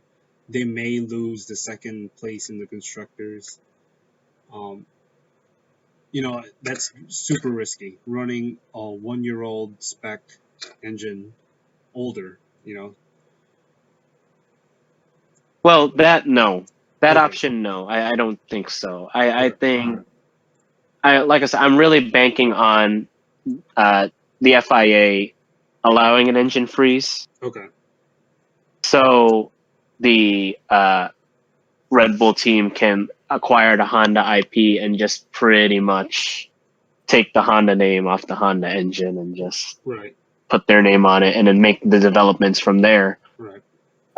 Or no, engine freeze, there wouldn't be, but Right. or just do whatever they want to do to stay in the sport. But yes, I would want that if I were Red Bull, and I would want it too personally because, like, I don't want to see Red Bull running a Renault Renault. or Yeah. Ferrari engine. Yeah. I would like to see him run a Mercedes engine. Another unpopular opinion that I'll probably have amongst the many I'll I mean. send out throughout the life of this podcast. But Yeah. yeah, Yeah. I'd rather have them have a Mercedes engine than the other two. But Right. I you think. know, Yeah. I think Dietrich and Helmut Marko have too much pride to go up to Toto Wolff and say, "Can you supply us with engines?" Even if Williams, like you said, goes to Renault because they are kind of favoring an engine switch to Renault. But Do you think that Dietrich and Helmet would do that? Do you think they would go up to Toto and start a conversation about an engine replacement? Well, I think Toto's going to try and hold on Yeah. to Williams, right? Right, right. And I don't think, just based on what I've read throughout numerous articles lately, that Helmut Marko doesn't have the best working relationship with Toto Wolff anyway. Right, right, absolutely, absolutely. So I don't see that. I don't see that happening. And it's kind of hard because it's like, okay, you don't like Cyril Abiteboul and you don't like Toto Wolff. Who else can you really turn to at this point? Yeah, yeah. But no, when it comes to the engine freeze, I'm for it. Okay, okay. Yeah, I think so too. Hopefully, a lot of teams like Renault are pushing to push the new engine regulations to 2023. Um, let's just, I get what they're saying. Let's move it along. If we're gonna get new cars, we might as well also get new engines. One that specifically targets, you know, quite close to zero emissions, but we'll see. We'll see in the future. And you actually brought up this question about who makes the call in Red Bull, Helmut Marko I or did. Christian Horner. Yeah, Yes, I did. can you elaborate more about the question? Sure. So, for our listeners, I asked Jared one time, um, who really makes the calls on the fate of the drivers? Is it really, should it be Helmut Marko as it stands right now, or should Christian Horner have more of a say? And I've always thought that team principals have more power over what drivers they want to send out onto the grid and not special consultants. I mean, I get Helmut Marko is the director of the driver program, so he will find that talent. But a part of me feels like, well, if that's the case, then shouldn't you just stay in your own lane, find the drivers, and then let the team principal? So it's Franz Tost at AlphaTauri, correct? Right. Mm-hmm.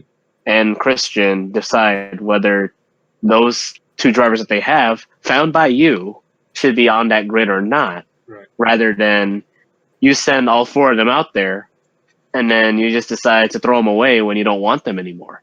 Right. Well, yeah. So I think the way that it is right now is that Christian Horner is the team principal, so he kind of goes through the day-to-day management of the team. But the only thing that he can't really touch is the drivers, right? I think because Dietrich's right-hand man in Formula One is Helmut Marko. So I think Dietrich trusts Helmut Marko a lot more than Christian Horner. Although Christian Horner and Helmut Marko do create this good pairing that allows them to kind of control Red Bull as a whole in general, even AlphaTauri, right?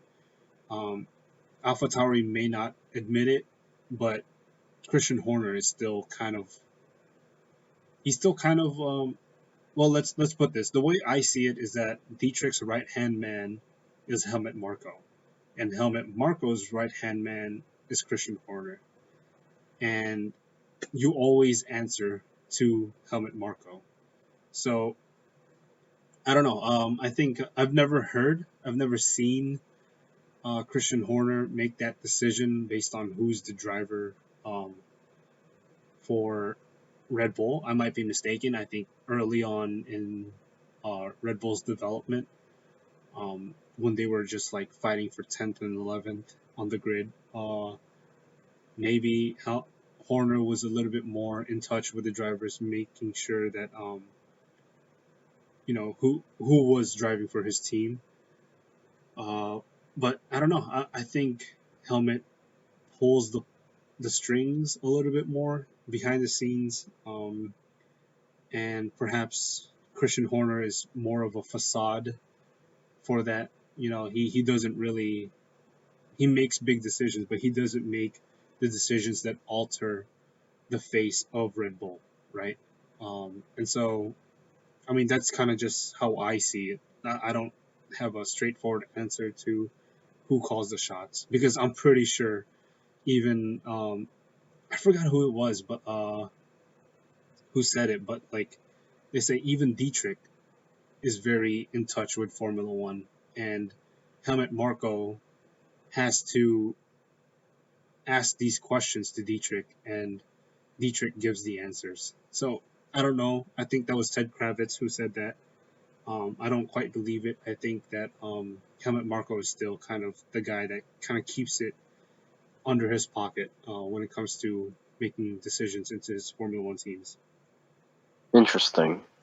Yeah, it's just quite interesting because you don't see Their you structure don't is see definitely Red Bull's it's structure it's different. is It's different different. from every Yeah, other because you team. don't right because you don't see Daimler IG or IG AG Right, telling Toto, "Hey, trash Valtteri" or right. something, right? Or you don't see whoever's the CEO of Renault, or yeah, just telling Jerome Stoll, I think. Jerome Stoll, yes, telling Cyril Abiteboul like, "Hey, uh, like throw these two away, like now," Right, you know, right, or at least that's what I don't see. right. So and Ferrari, I think it's Camilleri, right? Yeah, I think so. He, yeah, he seems to trust Mattia in whether, uh, you know, Right.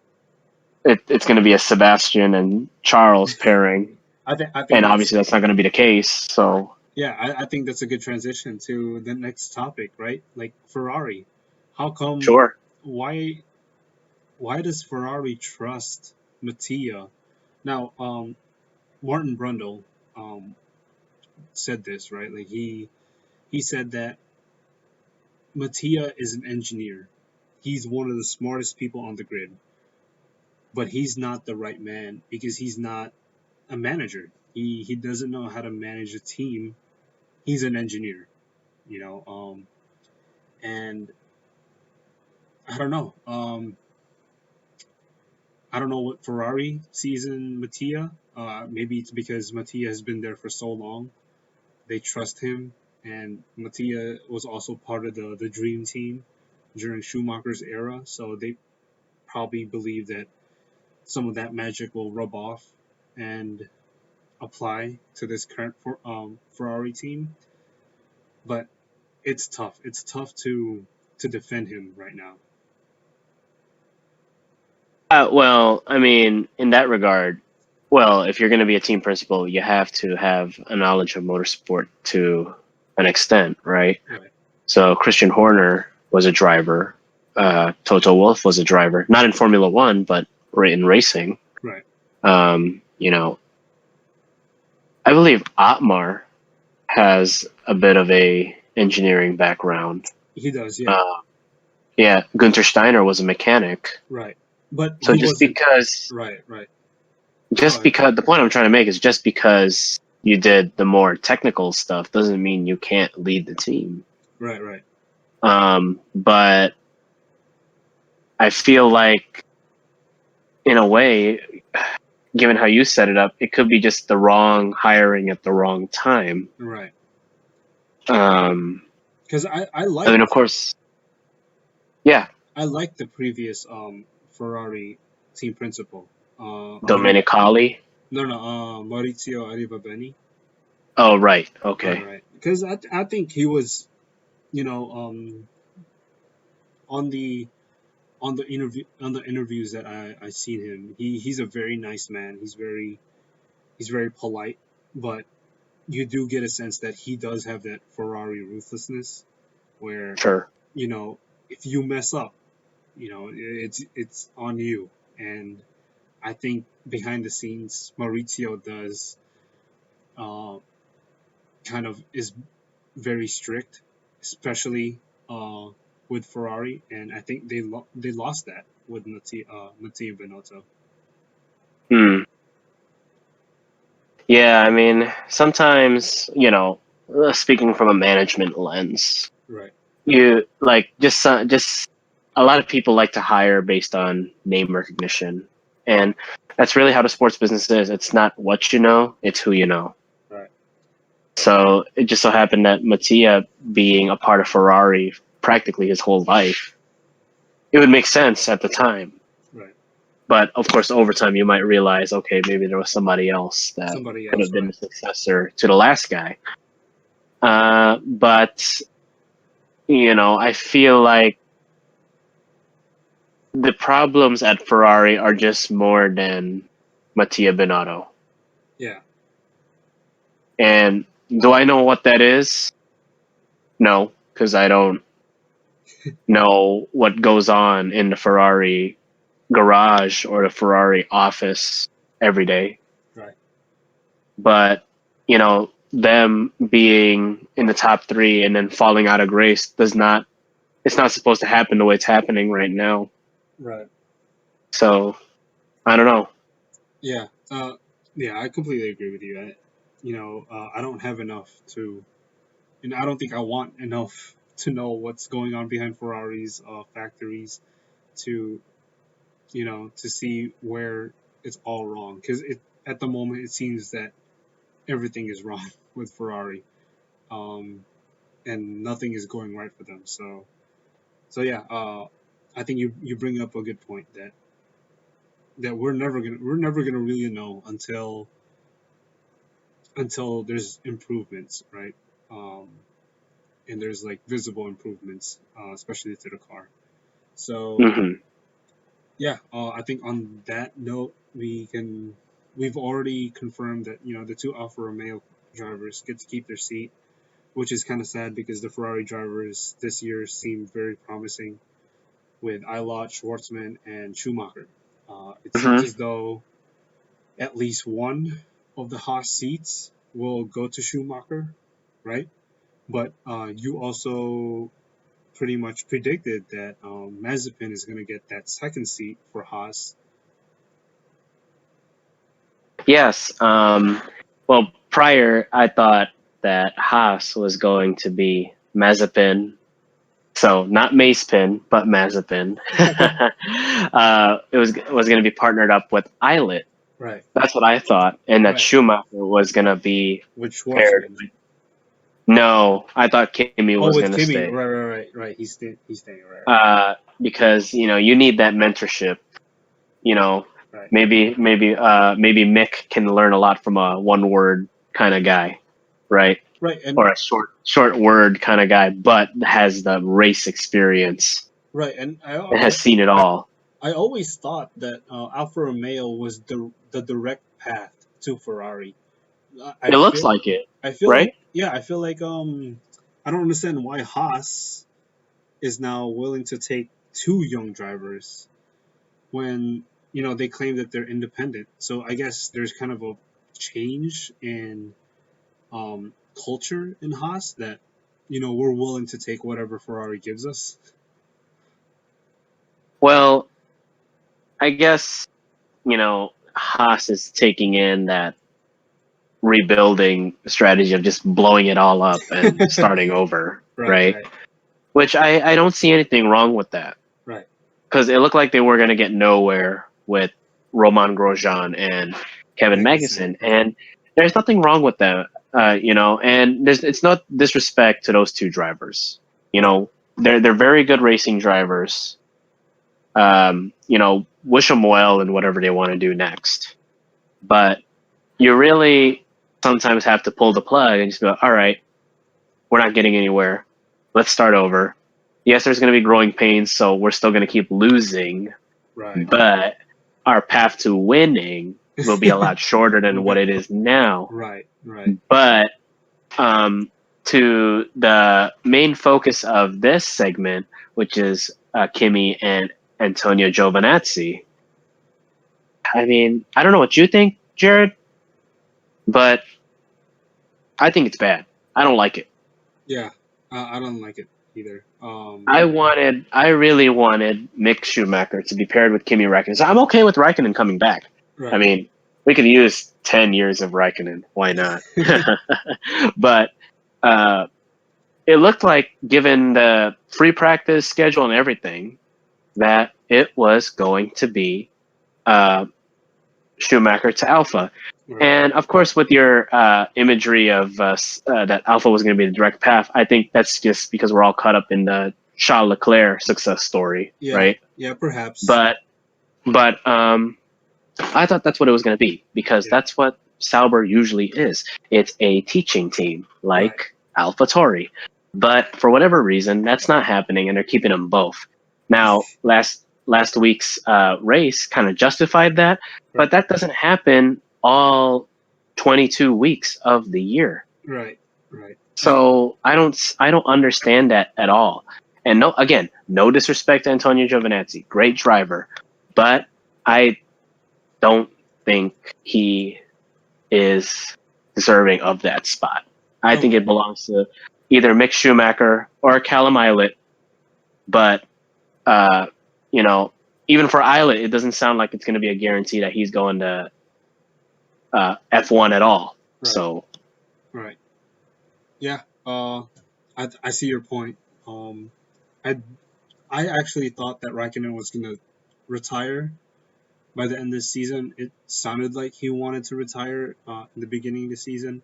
So immediately I thought, yeah, they're just going to use those 2 seats to give it to the new Ferrari drivers, the junior drivers. And yeah, it's a shock to me that both of them are staying. And Schumacher is most likely going to get a Haas seat. And Mazepin, who I don't know, I don't think he deserves that Haas seat. But we've seen in the past that money can buy your Formula One seat, and with it, I think might come along with Haas, right? Like the ownership of Haas might not be Haas anymore in the near future. I don't think Gene Haas is very keen on keeping a Formula One team. I think he's finally seen how hard it is to maintain a Formula One team. Although he did have some success a couple years back, the cost of Formula One is just too great at this point. And yeah, I think this is a way for Haas to softly or gently leave the sport of Formula One by handing it over to a billionaire in Mazepin, right? So yeah, I mean that's just kind of my thoughts on like the situation between the Ferrari junior drivers. yeah, no, actually at our pre-production meeting when you brought up the new owners, that was kind of taken aback, because I actually did not find anything on that. Did not know that at the start. Yeah. But if that really is the case, then yeah, that just goes to show how much money can really buy in Formula One. I'll cite my sources. I actually got this idea from Lawrence Barretto, and damn, I keep forgetting his name. He's pretty much one of the most famous faces in Alderesta? No. I'm gonna kick myself because I love him. He's one of my favorite presenters in Formula Jolyon 1. Palmer? No. He has all the bracelets. Well, anyway. Yeah. Go on. Yeah. So yeah, that's where I got the source from. It's a rumor going around that Gene Haas is willing to sell the team to Mazepin. He doesn't really. I don't think Gene Haas doesn't really care which hands the team ends up in, as long as he could sell it, And so yeah, I think this might be. We're nearing the end of the last American team in Formula One in 30, 25 years, I think. So yeah, it's fun while it lasted, but you could tell Haas was struggling. For sure. And, maybe one day, if that really is the case, then maybe one day we can see another team come back. Right. An American team. Right. But for now, it kind of looks like that, that Haas is looking to restructure, and yeah, it's going to be a real interesting next couple weeks on how they want to approach 2021 and the future. Right. Okay. Cool. And so we're kind of nearing the end. So now we're just gonna go through a fun topic. I think we could skip over my track list. I think that's gonna take a little bit longer. But Cyril's tattoo, what do you think it's gonna be, and where do you think it's gonna be? So I want to say uh, I'm saying left pectoral, okay. honey badger. I was about to say honey badger left cheek, left butt cheek, Oh boy. or a Either Red way, it's not Bull, going to be visible. or or it depends. Like right, like one tattoo could be massive. It could be like a full sleeve tattoo. But I'm excited. I'm excited to see where Cyril, what Cyril gets for his tattoo. I think the bet should have been every podium should be a tattoo, but I think he didn't realize that Ricardo was going to score 2 podiums this season. So Well, I mean, one I think is already enough, right? yeah, yeah, Because those things, at least from people that I know that have tattoos, those things hurt. right, right, And I'm considering getting tattoos myself. So okay, it's like, well, okay, do I want to have to go through all of that? If you're Cyril Abitable, it's like, okay, yeah. do I want to have to go through like multiple times of that? I Because think yeah, we don't know how his tolerance to that yeah, yeah. needles and such is. Yeah, and that's the thing, Daniel Ricciardo is a good guy, so he'll let he won't make the tattoo visible for anyone to see. Daniel Ricciardo isn't like that type of guy where like, oh yeah, you got to get a tattoo of a Red Bull. I don't think he's that type of guy. Um, and so I think he's gonna be a little bit more nice to Cyril. I think Cyril and Daniel respect each other that much that I think it's going to be fun to pick out the tattoo, but I also think that he wants to respect Cyril and make sure that it's not visible, it's not too gratuitous. Uh, so yeah, whatever it is, I think it's going to be great. Absolutely, as it should be. I mean, I think we're not put on this world, at least to be the kind to embarrass people, Right, right, right? I mean, of course, there are some that are made out to be like that, but Danny Rick is far from said person. right, Like you said, he's a very nice guy, very genuine guy, very charismatic guy. right, right. And it's like you could be feeling totally down, but if you're a friend of his or a colleague of his smile will make you feel better about whatever Right. is going on in your day. So He's a pocket full yes, of sunshine. exactly, Right. exactly. I think that's what you. I think that you have to be that if you grew up in Perth, Australia, which is by the way covered in beaches, and he owns a farm. I think so. Yeah. Hey, Uh, top 5 country in the world, Australia. So yeah, I would love to visit Australia. I'd love to visit Perth and Sydney and where's the F1 race held at? Melbourne, Melbourne, Albert Park. That's what they call Albert Park, here we come, baby. it. But yeah, cool. And so probably let's just cover boxing today. Kind of cut a little bit short. Um, uh, I'm super excited for Kell Brook and Bud. Ah, yes, the cable only fight. Um, Yeah, given that Terrence Crawford is the WBO champion, he's obviously a pay-per-view fighter at this point in his career. right. Arguably the top welterweight in the division. Of He course, Kell Brook is no joke. Kell Brook is good. He is he was supposed to dangerous. right. He was supposed to be the welterweight championship. He was supposed to be the welterweight champion until he decided to move up in weight in middleweight and challenge Triple G, which was a big Hmm. mistake. And so yeah, I'm excited to see Kel back. I think his nickname is Special K, right? I believe so. Yeah. So yeah, I think it'd be great to see him back. I want to see where he fits in the welterweight division. Uh, you know, the welterweight division is packed.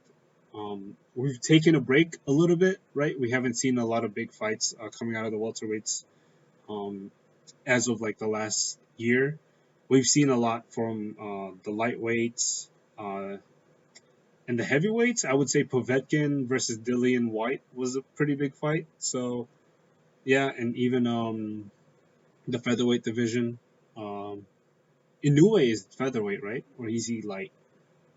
He's a featherweight. He's a Yeah, he featherweight. just got off that fight with Maloney. Right, right.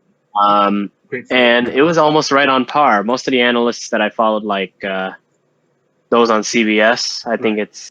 I forgot the names, but CBS predicted a round 6. I think he took him out in 7. 7. Yep. And that was a vicious shot, too. Vicious Once we shot.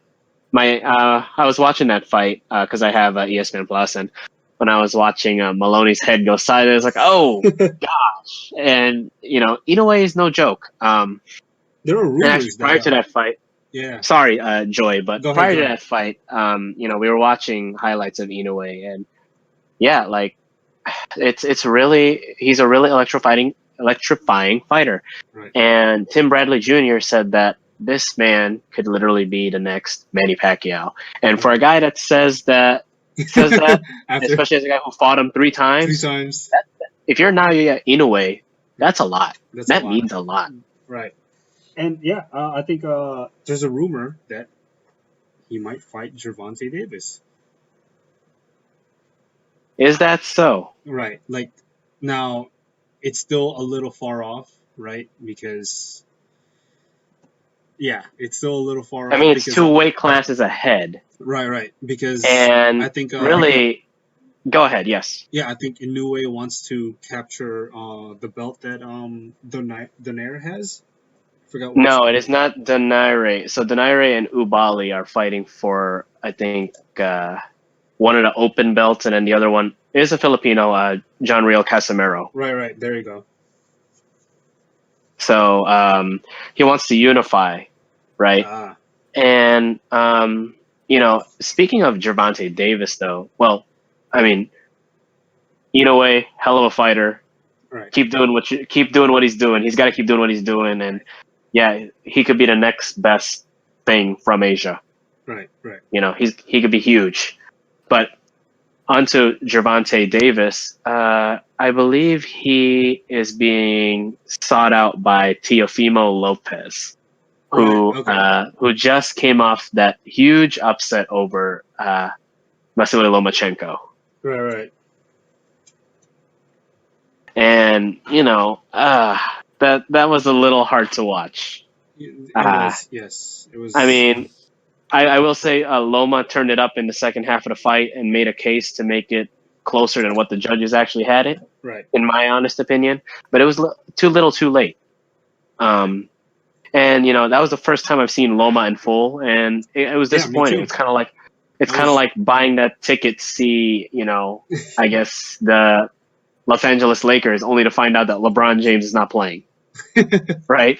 So that's kind of how it felt. No disrespect. Again. Okay. I mean, yeah. I think he's still obviously a great fighter. I think what really will happen is that they will seek a rematch, because that's just what champions do. I think that's rematch clauses and all. I think that's the only fair thing to do, right? I would like to see a rematch, because I don't know about you, but the rounds that Teofimo won, they weren't as convincing as the rounds that Lomachenko won for me.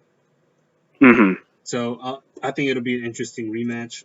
Now Loma did have a surgery after the fight, which I didn't know of. Looked to be pretty severe. I think it's his rotator cuff.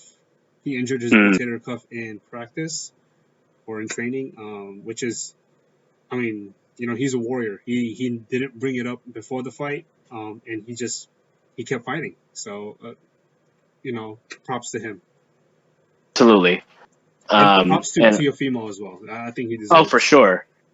Yeah, for sure. That was his defining moment. And, the big question now is, can he defend it? Right, right. Because the last time we seen somebody score an upset on a unification bout, they ended up flopping the next fight.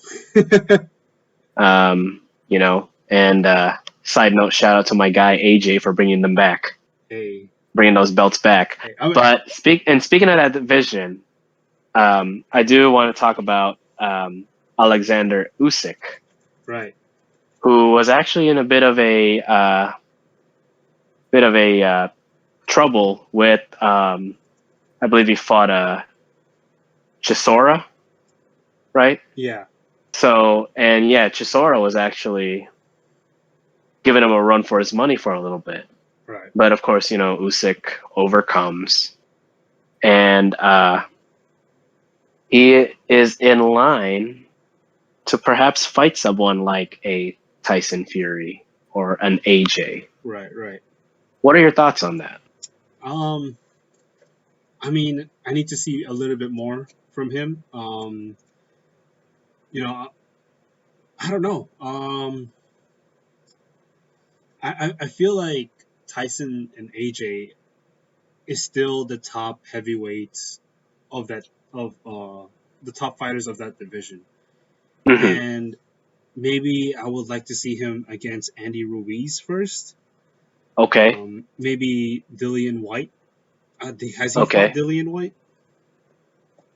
Not that I know of, but I actually think it would be a good matchup. Yeah. Or Povetkin.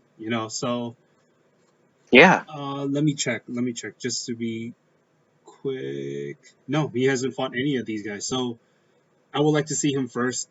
Fight these guys that I know have been in battles, have been tested. So you know, we'll see. We'll see what Usyk has.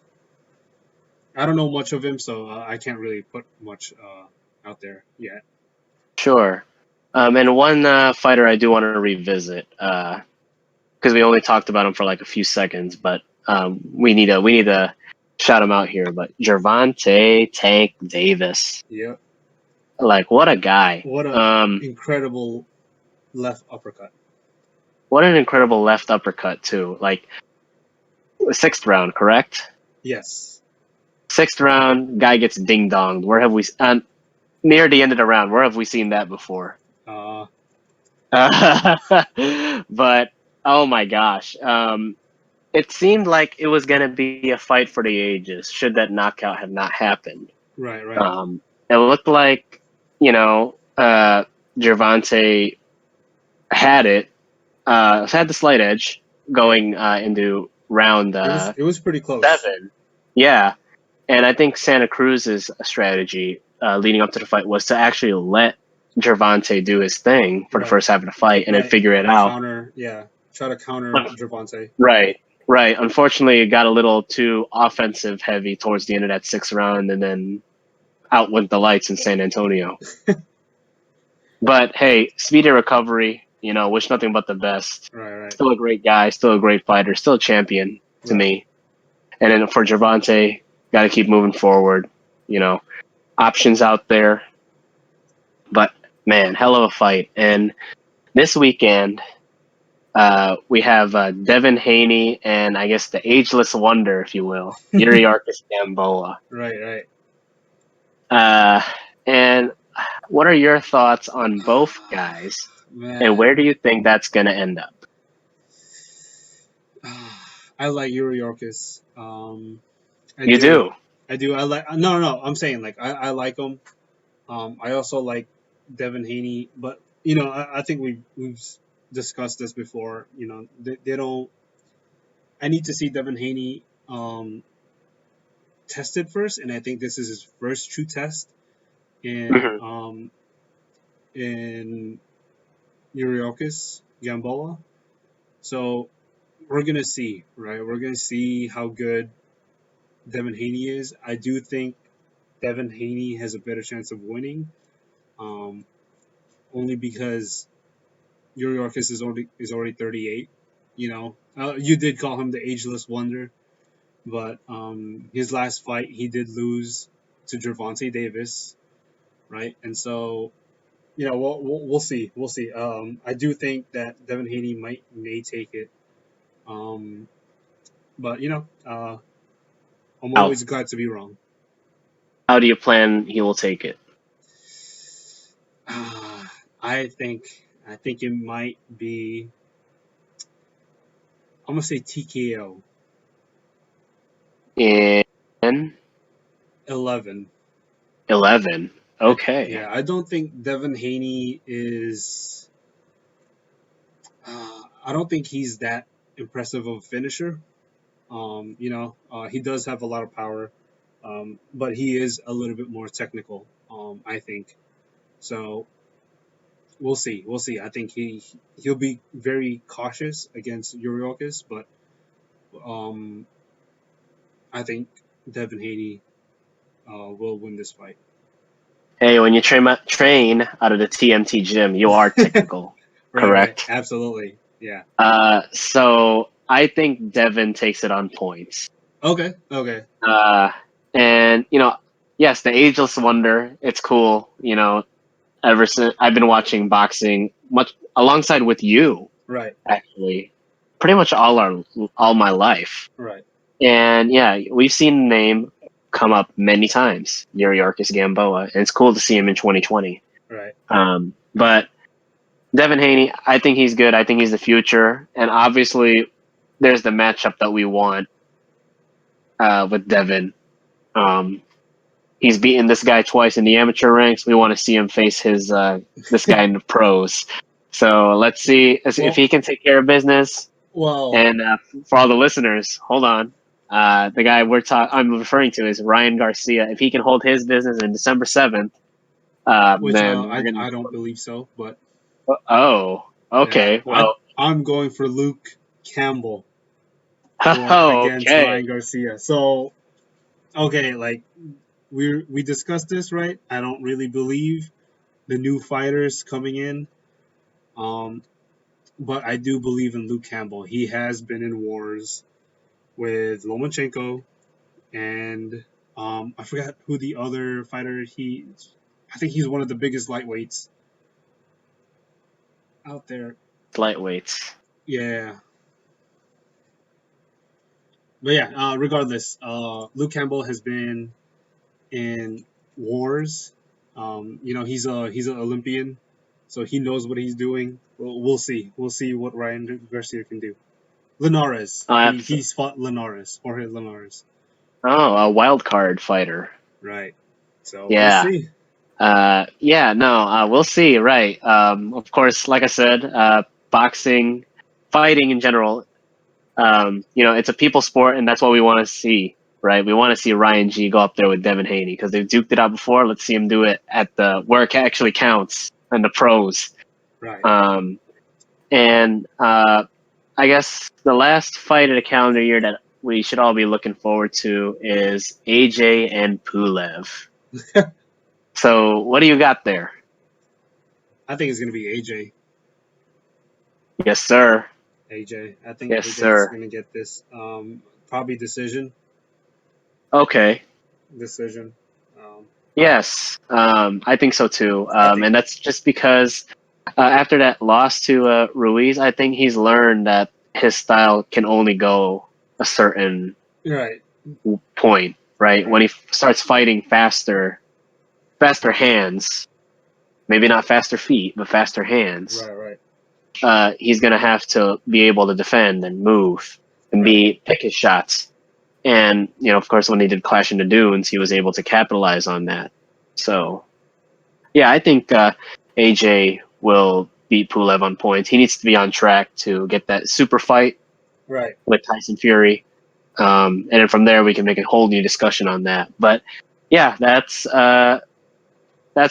2020, I believe, unless there are other fights that I just missed. No, I think that is it. Like we pretty much covered the biggest ones coming up. Okay. So one thing I do want to talk about, I think this would be the perfect topic to talk about to close on the boxing section of this show. And that is today, Golden Boy and the Zone. Yeah. Pretty much voided their contract with Canelo Alvarez. Right. He's a free agent.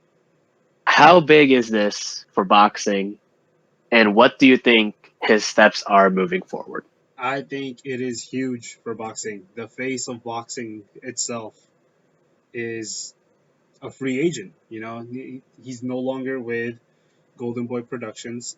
He's no longer with The Zone. I would think that his fights are still going to be pay-per-view. He's just that type of caliber fighter, and he's moving up in weights. I think he still owns championship belts, right, in different weight classes. So Yes. it's gonna be tough, man. It's gonna be tough, but I think he's just gonna go with like his own production company. It seems like that's what every smart fighter does nowadays. So yeah. Interesting. Yeah, I do think it's big because, for one, he was the Zone's, I think, biggest client, right? Right. And then, of course, they signed Triple G and everybody else. And at that time, it looked like it was going to be a path for another Canelo Triple G fight. But now it seems like Canelo's focus is on Caleb Plant. Right. And yeah, I think he could just do that, right? He could literally just show up, kind of pull a Floyd Mayweather, if you will. Just if you were to fight Caleb Plant, who is under the Premier Boxing Champions banner, just really pull up to Fox and just be like, you know what? I'm for me. And, you could pay Caleb Plant whatever you want. Just know that I want to be paid more. Right.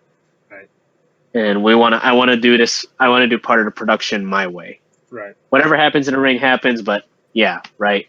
And yeah, and I feel like he's already at the point where he can market himself to that astronomical, almost godlike figure Right. in the sport.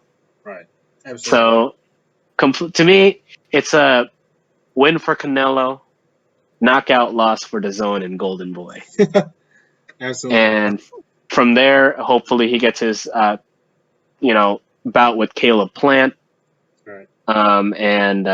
Yeah, and I'm sure, DAZN can find someone to fill in that roster spot. Now, would the magnitude be the same? I don't know. Yeah.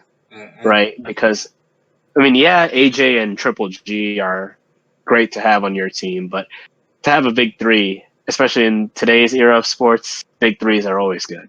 Right. Absolutely. Well, and then I guess a quick take here. Who should be that replacement? Ooh, man. I think they're leaning towards Garcia, right? Ryan. They're building up Ryan Garcia to be pretty much the next Oscar De La Hoya, but we'll see, man. Like I said, I think he's gonna get tested. So we'll see. For sure. That's pretty much our show.